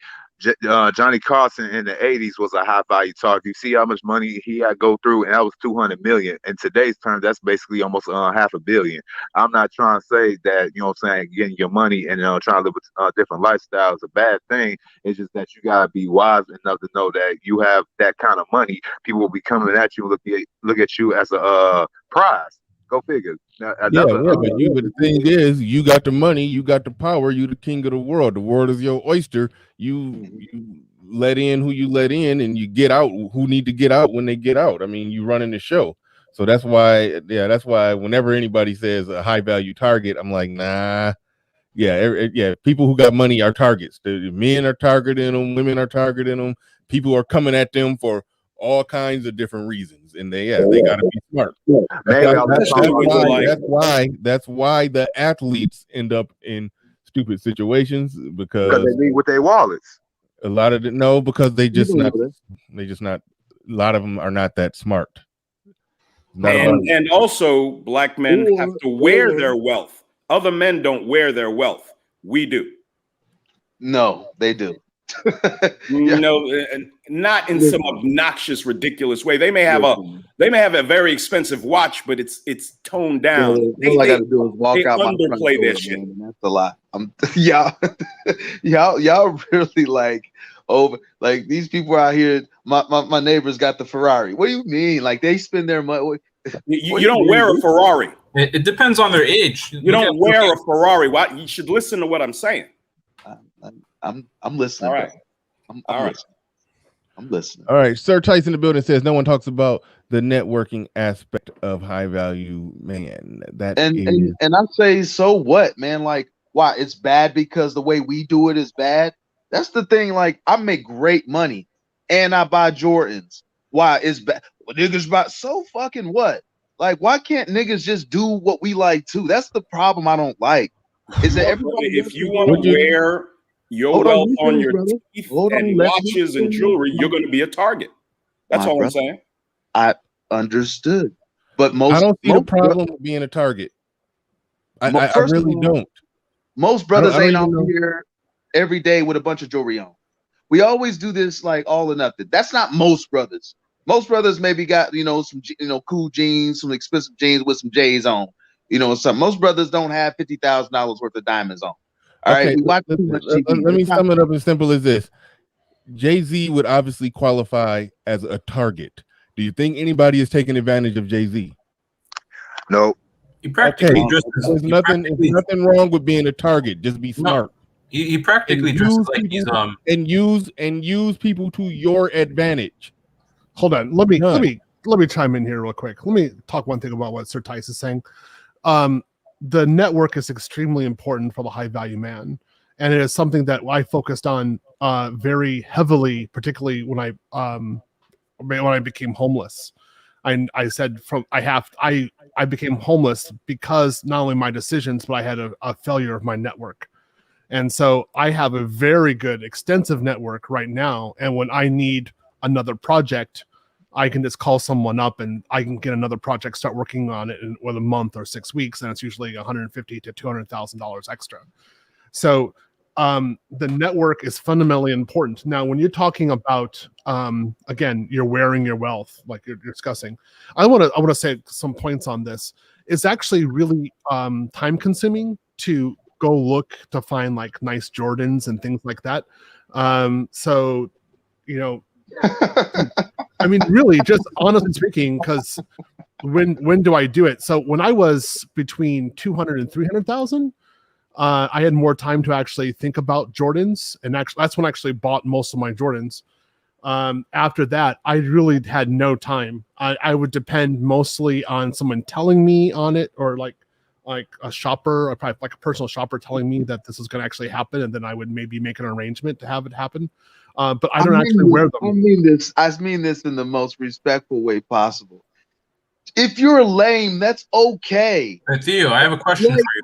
That's okay. It's not being lame. It's more like you're busy, and there's other things that are more important. Theo, I have a question for you. Theo, stop with this. I'm on this higher level than everybody else. I have a question. It's Theo, not higher level. It's just this is reality. Practical reality. Theo, I think it's stop. Everybody stop. I do think it's prioritize. It's a situation of prioritizing. It's a situation of I really don't give a shit about that stuff. Like I don't wear Jordans just because I don't give a shit about wearing Jordans. There's nothing. I'm not going to say I don't. I mean, so in a way, I understand where Silent is coming from. I'm not going to say I don't have time. I'm so busy. I don't got time to go shopping and buying Jordans. I just literally just don't give a shit about wearing Jordans. That's just me. That's can I say something? That's a better way to sum it up. Go ahead, Wizard X. Yeah, Theo, you're basically referring to what many, I would say, wealthy people do. Like Steve Jobs, he just basically wore like a sweater and pants, or Bill Gates, or even Mark Zuckerberg.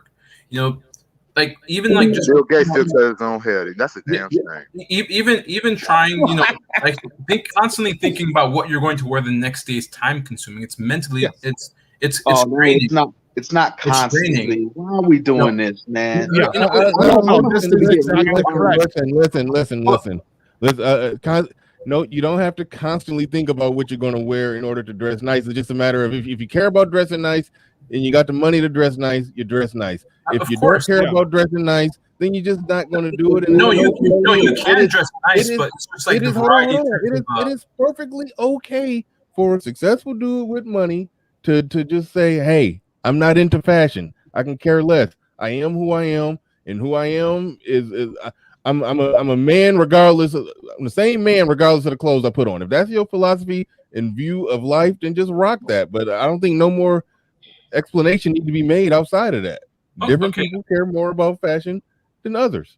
Well, I agree with you. I think like, you know, for some people they just like, you know, some people like wearing suits every day, or some people like wearing urban wear every day. Yeah. Either to each its own, or some people like. I enjoy what I look like. Shirts. You know what? I gotta cut in. I enjoy. It's not like I'm a diva. You know, my normal outfit. I got on some fresh Levi's. I might have some J's on, or some Forces that are fresh with a nice, you know, Lacoste polo or something like that, or nice, you know.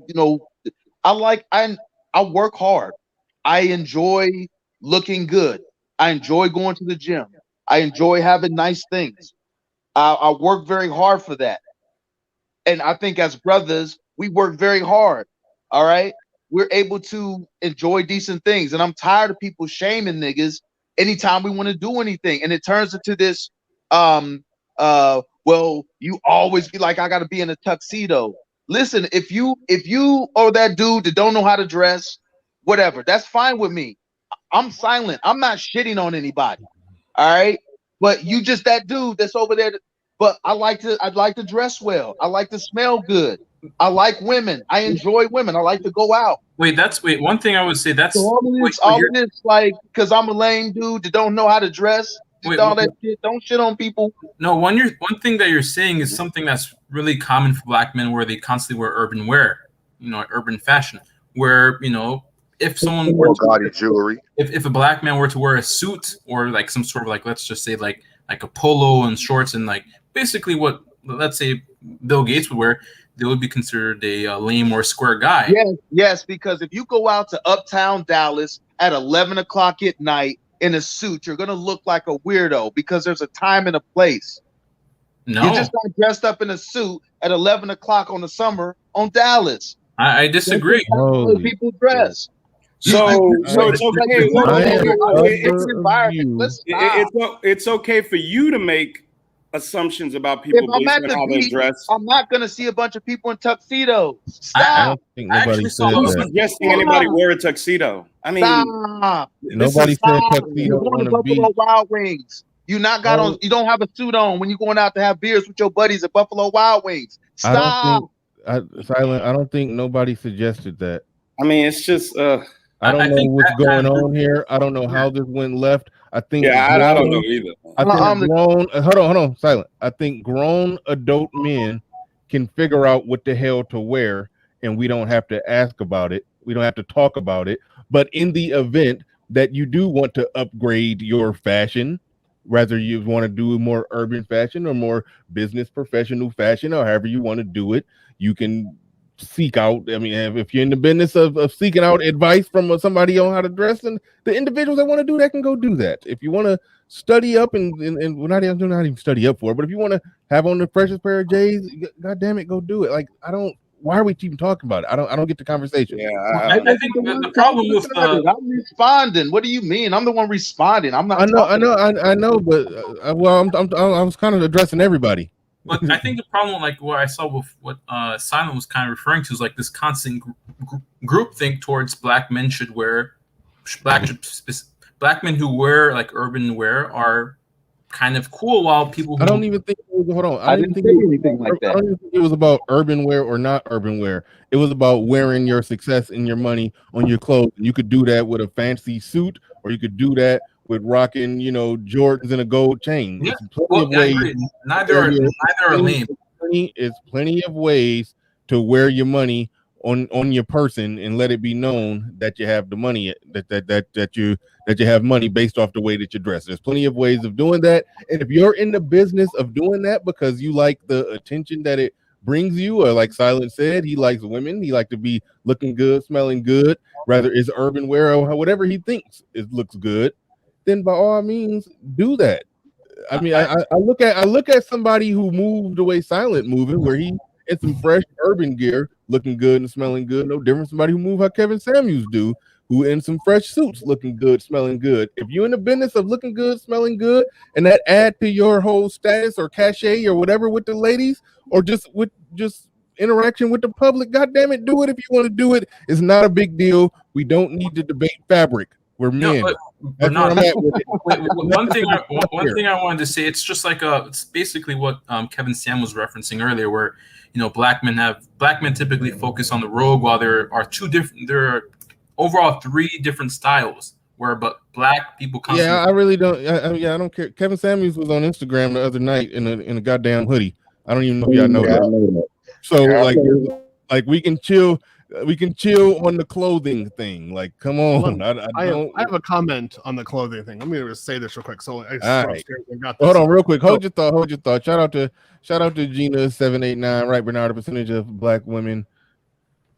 Fellas don't generalize black women. All are not the same. I don't think I'm not even. Yeah, we understand that not all black women are the same, but I hate to say it. She's about 95. Hold on, wait. Let me explain it simple as this. You can generalize if it's more than, this is my rule. If it's more than 50%, you can generalize. If one particular group does it noticeably more than another particular group, you can just generalize and shorthand it. But generally, when smart people are talking, we generally understand that nobody means all unless they specifically say all. It might be fair to say they might not be the same, but they're similar. Would that be fair? All right. Gina789 says that's a lie, little big Nate. I worked around black attorneys and they don't wear their money. Now entertainers, of course. All right. Go ahead, Theo. I think I missed somebody else's super chat. I apologize if I did. I'm trying to dig it up. And Okay, there we so go. J3. J3 says wearing a version of the same thing is called uniform theory. Kevin Samuels, along with others, does it consistently. It leaves more brain power to do other things. That's a true.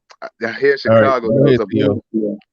Yeah, this song I agree with, and I just wanted to show. I mean, example, like again, I got a pair of Air Jordans right here, and I would only wear this at the gym. If I go to another gym, I mean, I have my own gym in my house. It's pretty expensive, but if I go on the basketball court, maybe I'd wear this just for fun. If I'm going to wear something to impress, Hold on, Theo. Them was some knockoffs, man. Jordan was doing a finger roll on there. You show. No, I got these from my. I'm just playing. Hey, he got the creamy bigums. If I'm going to wear something to impress, I'm going to wear my Berlutis. This is Berluti right here. And this pair of shoes that I have is $2,400. Okay. And so if I'm this is where I'd actually go into a power situation where I'm doing networking and trying to increase my actual value. So this is when I actually wear my wealth. This only time. Be careful, Theo. We got to get the length of the heel on that shoe may get scrutinized. Let it show. Let us see. Hold it. Okay, you're good. I don't know if that don't count. That don't count. Nobody's gonna. That's standard. That's pretty standard. That's standard. If it was like a half inch longer, it was suspect according to. So I mean, wearing your wealth. I mean, I kind of for a while I did that again when I was like going between 200 300,000. That was because it was fun to do, but I had the time to do it. But now, I mean, if I'm going to be in a situation where I wear wealth, I'm going to do it for like an execution. I'm thinking about how to execute and how to make additional wealth, or how to do like a project over 5 or 6 years. How do I get like an additional $1 million in a certain time period? So in that case, I'm wearing like those kind of really like expensive things. But the most part, I mean, most every day, I'm wearing what I'm wearing right now. I'm wearing a normal T-shirt. I wear Air Jordan Air Maxes 97s. I have about 8 pair of them. Order them from online. I like the same kind of shoe, even though I have about 80 pairs of shoe. I wear basically the same one every day, the 97 Air Maxes, because it's comfortable and I can do all kinds of stuff. I can walk 10,000 steps a day. I can do my gym. I can do stuff like that. I'm very bored. Air Maxes, my shit. Yeah, 95. I like 95 Air Maxes. Practical. Yeah, I'm very practical because I mean, think of it like this. What the other guy was just saying. You're making me feel bad about my life here, guy. Hey, speaking of practicality, man, a good statement is on the table. He said, "Is he bald?" He said, "Oh, he got a rookie MJ." In all practicality, man, you got to get the Clippers and just shave the rest of that off, dog. I mean, just come send the soldiers home from war, man. They good. Just come on home. Boy, with that hairline, you better make all the money you can. No, I'll shave it off. Don't worry, I'll take it off pretty soon. But what I'm think about when I'm working like last week, I had to create a different cloud infrastructure for one of my companies, and all I was doing was thinking about how to do that, how to do the architecture, and so I didn't care what I smelled like. I didn't care how my clothes on, what I was eating, anything. All I cared about was delivery, because if I didn't get that, that was that's like a $200,000 lost in a year. I'm not going to mess with that. So if that's where the value is, I'm thinking about Visio. I'm thinking about my tools that I'm using. I'm not looking at how I look. Nobody cares how I look on Zoom. The way it is. Okay, can I chime in, because what I said seemed to have started. My G. What I said seemed to have started all this brouhaha. The problem is, all rappers, a lot of these young rappers, they dominate popular culture. Okay. And what we have, and we all see all the gaudy jewelry, the tattoos, all this nonsense. And what you have are tens of thousands of young black men trying to emulate that. Go to any mall that you want to, and you go into the jewelry stores, you'll see jewelry mimicking what these guys are buying. And you got young black men who can't afford this shit, but think it's absolutely essential for their success, buying this knockoff trash ass jewelry, getting a lot of the same ridiculous tattoos, which is going to limit their ability to move forward in life down the road. Like a bunch of haters, man. Can I finish? No, go ahead. Can you be finish. quiet so I can finish, please? Absolutely. Thank you. Go ahead, Thank you. Nate, and I'm feeling what you're Why saying. are you always in your feelings? Let All people right, talk. Calm down, brother. Let You people all right? talk, dog. You all right, man? Thank you. You So all right? we have tens of thousands of young black men doing this shit.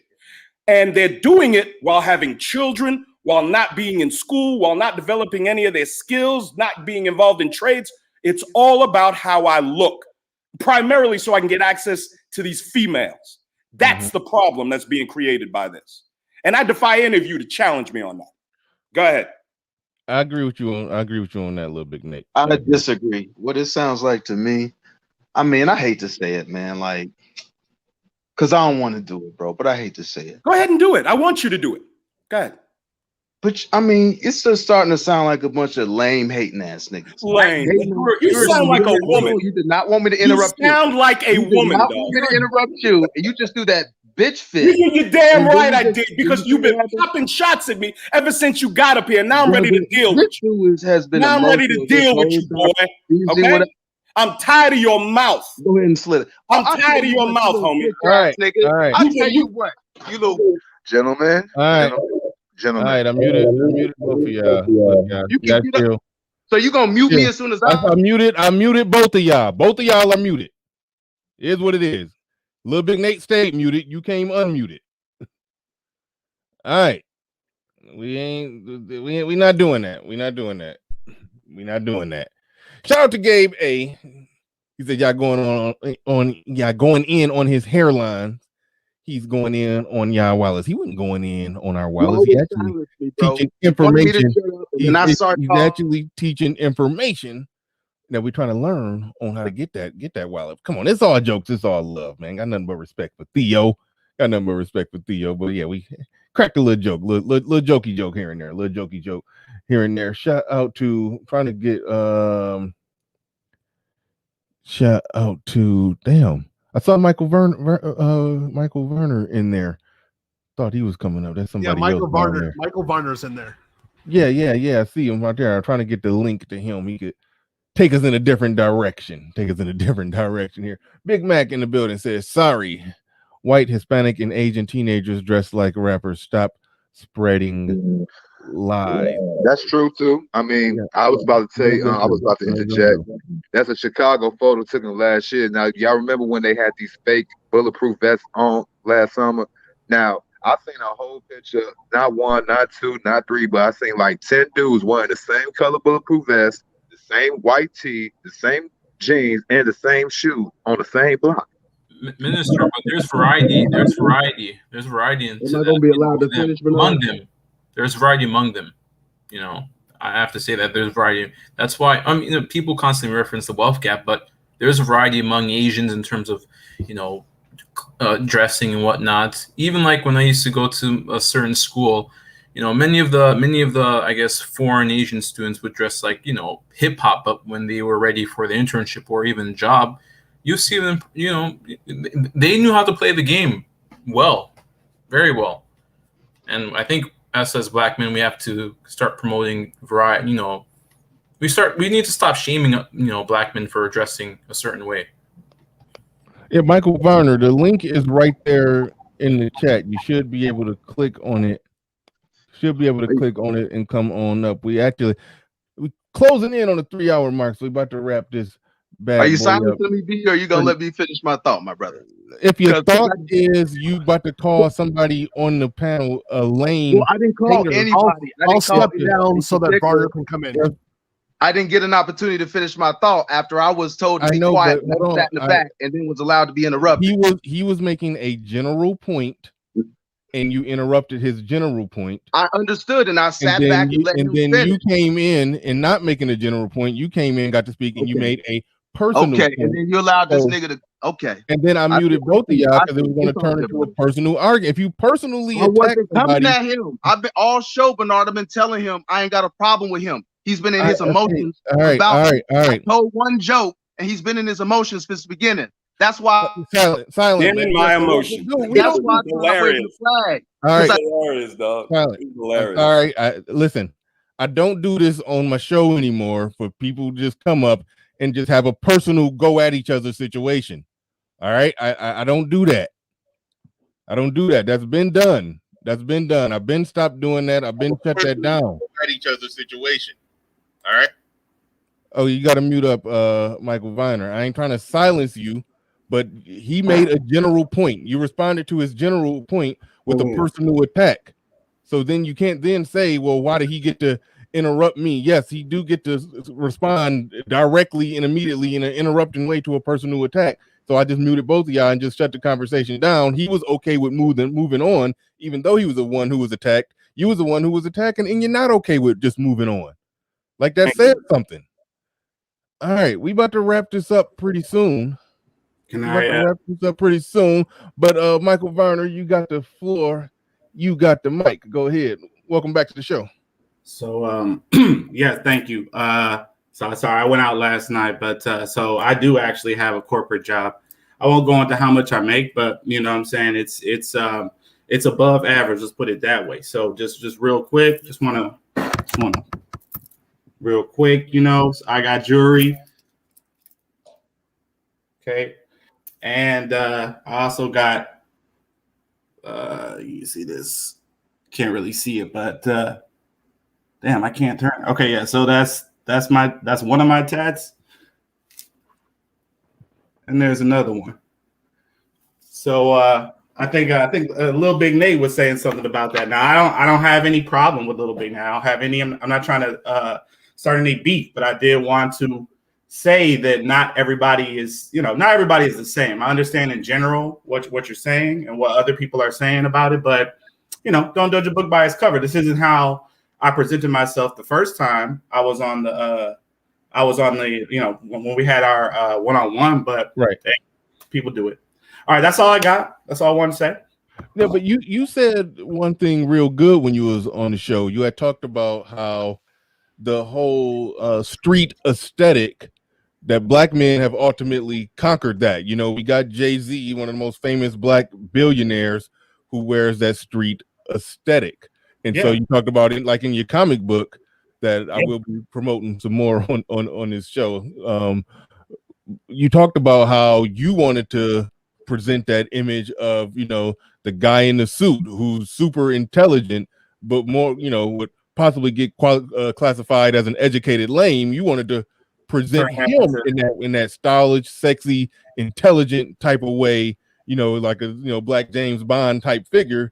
So you made a real good point on that, and that sort of speaks to my point that listen, there's multiple avenues. The street dude, especially the street dude who's successful, no problem with that. The guy who from the streets, and even if he end up in corporate America and he cover it up and clean it up, which I'm sure you do in some settings as well. You don't go flossing, tattoos and gold chains at your day job. So nobody is knocking that. So I think can I chime in real quick? I think we generally understand that. Go ahead, Lil Big Nate. Yeah, absolutely. You're a grown man, you're self-sufficient. You have a job or you have a business.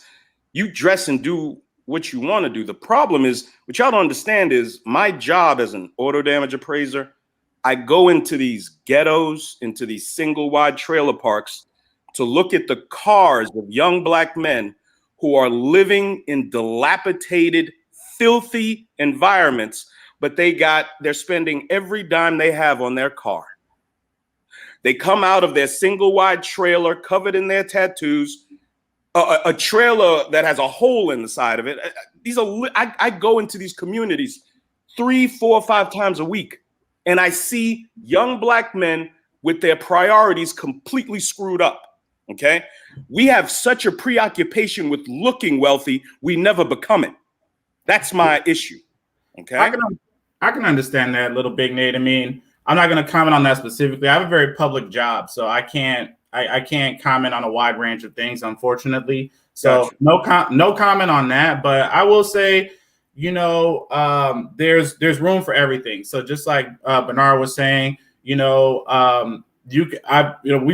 conquered the hip hop lane, we've conquered the hip hop dress lane. I still do it. Like I said, I have on jury or whatever. All I'm saying is, you don't necessarily have to judge a book by its cover. there are some people that have some different priorities and put the wrong things first. However, and there is sometimes a preoccupation with with wealth or with go ahead. Yeah. No, I was saying, yeah, there's a preoccupation with looking successful, but we put almost no effort into becoming it. That's true. My point. That's true. I mean, that there's something to be said for that. However, sometimes it can be motivating. You can say, hey, I'm about to buy this knockoff, and then one day I'm gonna buy a real one, and we see stories of that. So there's multiple sides to the issue, but I did want to demonstrate that, hey, there are people that do both. I'm one of them. You know what I'm saying? I'm definitely one of them. All right. Well, it was a pleasure coming up for a brief period of time. Thank you, Bernard, and have a good day, Bernard, and Little Big Nate too. All right, salute. All right, peace. Thanks for coming on up. Shout out to David Johnson, the asshole. He says, I wear what I want when I want. And you know why? Because I'm goddamn successful. 100. Who disagrees? F Holiday says, preach, Nate. And also W Brizzle 81 says, fighting on a stream, typo. Okay. Shout out to you. And also, who else we had in this piece? Somebody else came in there. Somebody said zero damn great point. Wait, hold on. You saying Zero made a good point? I'm just playing. But I do want to see what he said. I do want to hear Zero. This what I be saying. You have a job somewhere. Your opinion can get you fired. You don't expect the truth or anything valuable from niggas on cam. Interesting. I ain't got no job nowhere. Snuggle 668 isn't judging what men do to protect their families and their wealth. Isn't judging what you do when you are vetting something or someone. I think she means okay. I don't know what she means. Do you know what she means? Isn't judging what men do to protect their families and their wealth? Isn't judging what you do when you are vetting something or something? Wow. Isn't judging what? I think she's talking about. Okay, I think I know what you mean. The don't judge a book by its cover comment. I think she's basically saying no. We judge all the time. You have to make a judgment on people every day. Otherwise, I've talked about that several times on panels. People say, "Oh, don't judge." Everybody judges. Yeah, everybody judges. It's only the left that comes up with that nonsense. Don't judge people. I remember when I worked at a car dealership, when I was selling cars. Me and the guy we was talking about. He said that they say you're not supposed to judge, but you know what? If somebody come up on this car lot, they pull up in a 91 Honda Civic. They look like they got they look like their clothes don't look like they cost that much. They look kind of dirty, kind of scruffy. Okay, do you just pull out the Lamborghini and let them take it for a test drive, or do you assume that they're going to be buying a less expensive car? What kind of cars are you trying to sell? Do you go and try to sell them the $250,000 car on the lot, or do you try to sell them a car that look more suitable to where they're at? You got to judge and make reads on people. Like it's almost impossible to not do it. Shout out to Charles Merchant. I think he wants to hear the what do we get for $10? Everything you want. Everything? Everything. Sick Lid in the building says gold chain but no 401k. Get the F out of here. And I think that's what Little Big Nate is talking to. There are people who have gold chains and 401ks, but those that have gold chains but no 401k, yeah, it's something to be said there. If there's a priority issue where looking like the rappers and if looking like that is more important to you than doing what you got to do to achieve some actual success in life, but you got the aesthetic, but your ass is broke, but the culture says you need to look like that. You need to have all the tattoos all the way up to your neck and the gold chain, but you really living broke. That's where the problem comes in, where somebody is trying to keep up with that aesthetic in the culture. So I understand where Lil Big Nate is coming from. Definitely understand where Michael Varner is coming from as well. I have a saying that if you want to have your tats and your J's and all that stuff, that's fine. But the problem is we got a lot of black men who spend more time focused on their J's than they do their juniors. And that's just the truth. I see it in my job when I go to see these vehicles and how these people are living. You have no idea what you're talking about, where their priorities are. They are living in squalor and they're putting all of their effort into a car. And there are thousands and tens of thousands of black men doing this. And it's primarily because they were being raised by their mothers. Now, if you don't have the courage to deal with these issues, you should shut your mouth and stay out of them. But these are real problems. Yeah. And that's where I understood that you were coming from. You were coming from the problem with the culture. You were not attacking the successful guy who just likes to dress the way that he dressed and look the way that he look. And yeah, that can be fly. And there's some ladies that like that look. So it's nothing technically wrong with that if you got your stuff together. Nothing wrong with it. But I knew exactly what you were speaking to. And the people who are successful but still, dress a little more urban, as they call it. Absolutely. Do what you do. Nothing wrong with when you're successful. When you're successful, you can do what you want to do and dress how you want to dress. Yes. F Holiday in the building says, "I'll be damned before I go to the Chamber of Commerce meeting in some J's. Go to hell." Ooh, boy. Out to you. Like I'm somebody who I'm completely self-employed. Hell, Brother Xavier is completely self-employed. We can dress how we want to dress and say what we want to say, and can't nobody fire us. But so it's all, if you're successful, you can do what you want to do. Put it like that. But I just choose just wearing J's in a jersey. That's just not my style. That's just not me. I didn't like doing that even when I was younger. It just wasn't me. But still curtain in the building. He says, "I may be misunderstanding, but I like Lil Big Nate's point being focus more relevance on financial literacy versus on the image of it. #legacy." Shout out to the Steel Curtain. Appreciate you. And last but not least, we about to go to Brother Xavier. You go ahead and chime in on this conversation.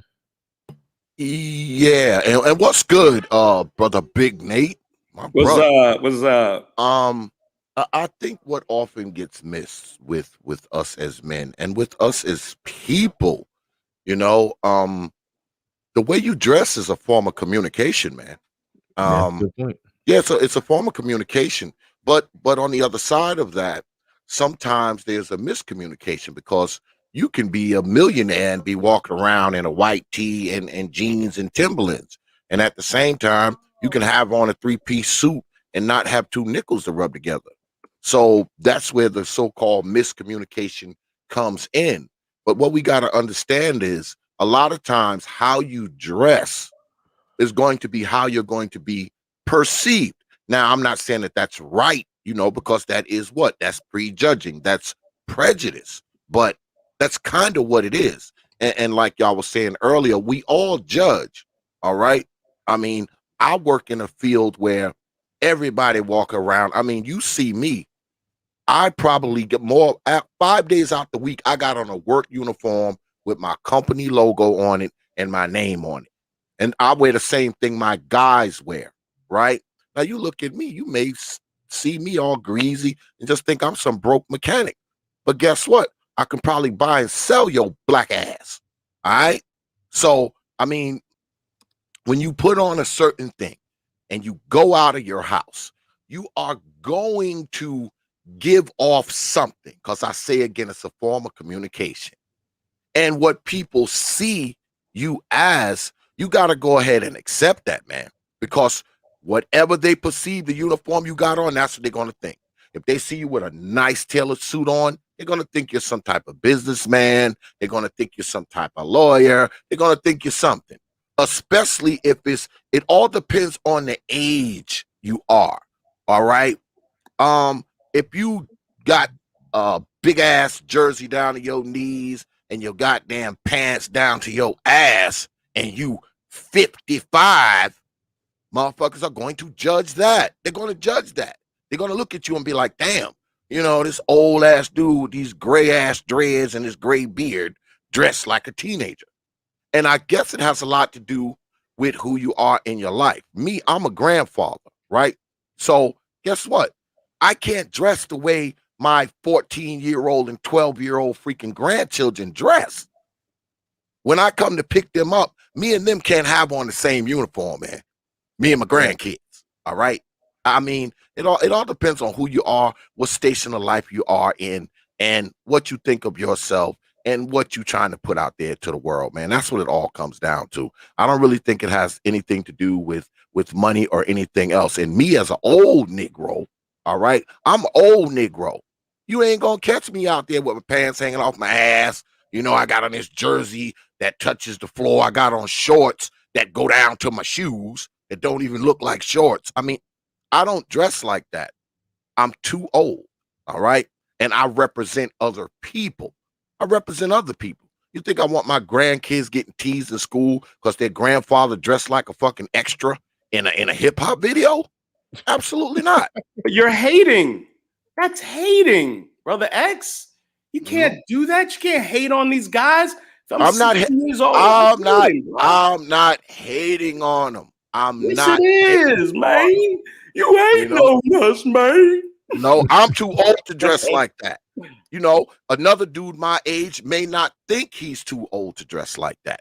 I think I'm too old to dress like that. And like I said, man, 5 days out of the week, man, you're going to catch me in a work uniform. All right. And I got suits in my closet. Quite a few. I got really, really nice shoes. All right. I got really, really nice shoes in my closet. Really, really nice shirts. Really, really nice ties. All that shit. But nope, most of the time, I look like a regular old mechanic. That's what I look like. But guess what? That regular old mechanic's uniform that I wear, guess what? Makes OX quite a bit of money. And it provides a good living for all the people that I love. That's all. Absolutely. That's all. Good stuff. Good stuff. Big Mac in the building with a $10 super chat. He says, I live in a very nice suburb and I see middle-class kids dressing like rappers and they live with mommy and daddy. Thank you for the super chat. Appreciate that. David Johnson in the building says we're supposed to judge. It's called assessing. That's true. And smart men should always assess any and all things. Shout out to David Johnson. Agreed. All right. Okay. I think I was about to wrap it up. Wizard X came with one more. Wizard X says we shouldn't shame one another for dressing differently. Black culture, I think he means Black American culture focusing too much on one way of dressing and shaming others is crab behavior. Thank you for the super chat. Appreciate that. And we're not even about to respond to that, but I do appreciate you sending that there. But we about to get up out of here. So I'd like to thank everybody who participated in this show in any way, shape, or form, whether you super chatted, catch app, like, share, subscribe, or did anything in any way, even if you hit the thumbs down. I appreciate you. And with that said, we are out of here. Peace.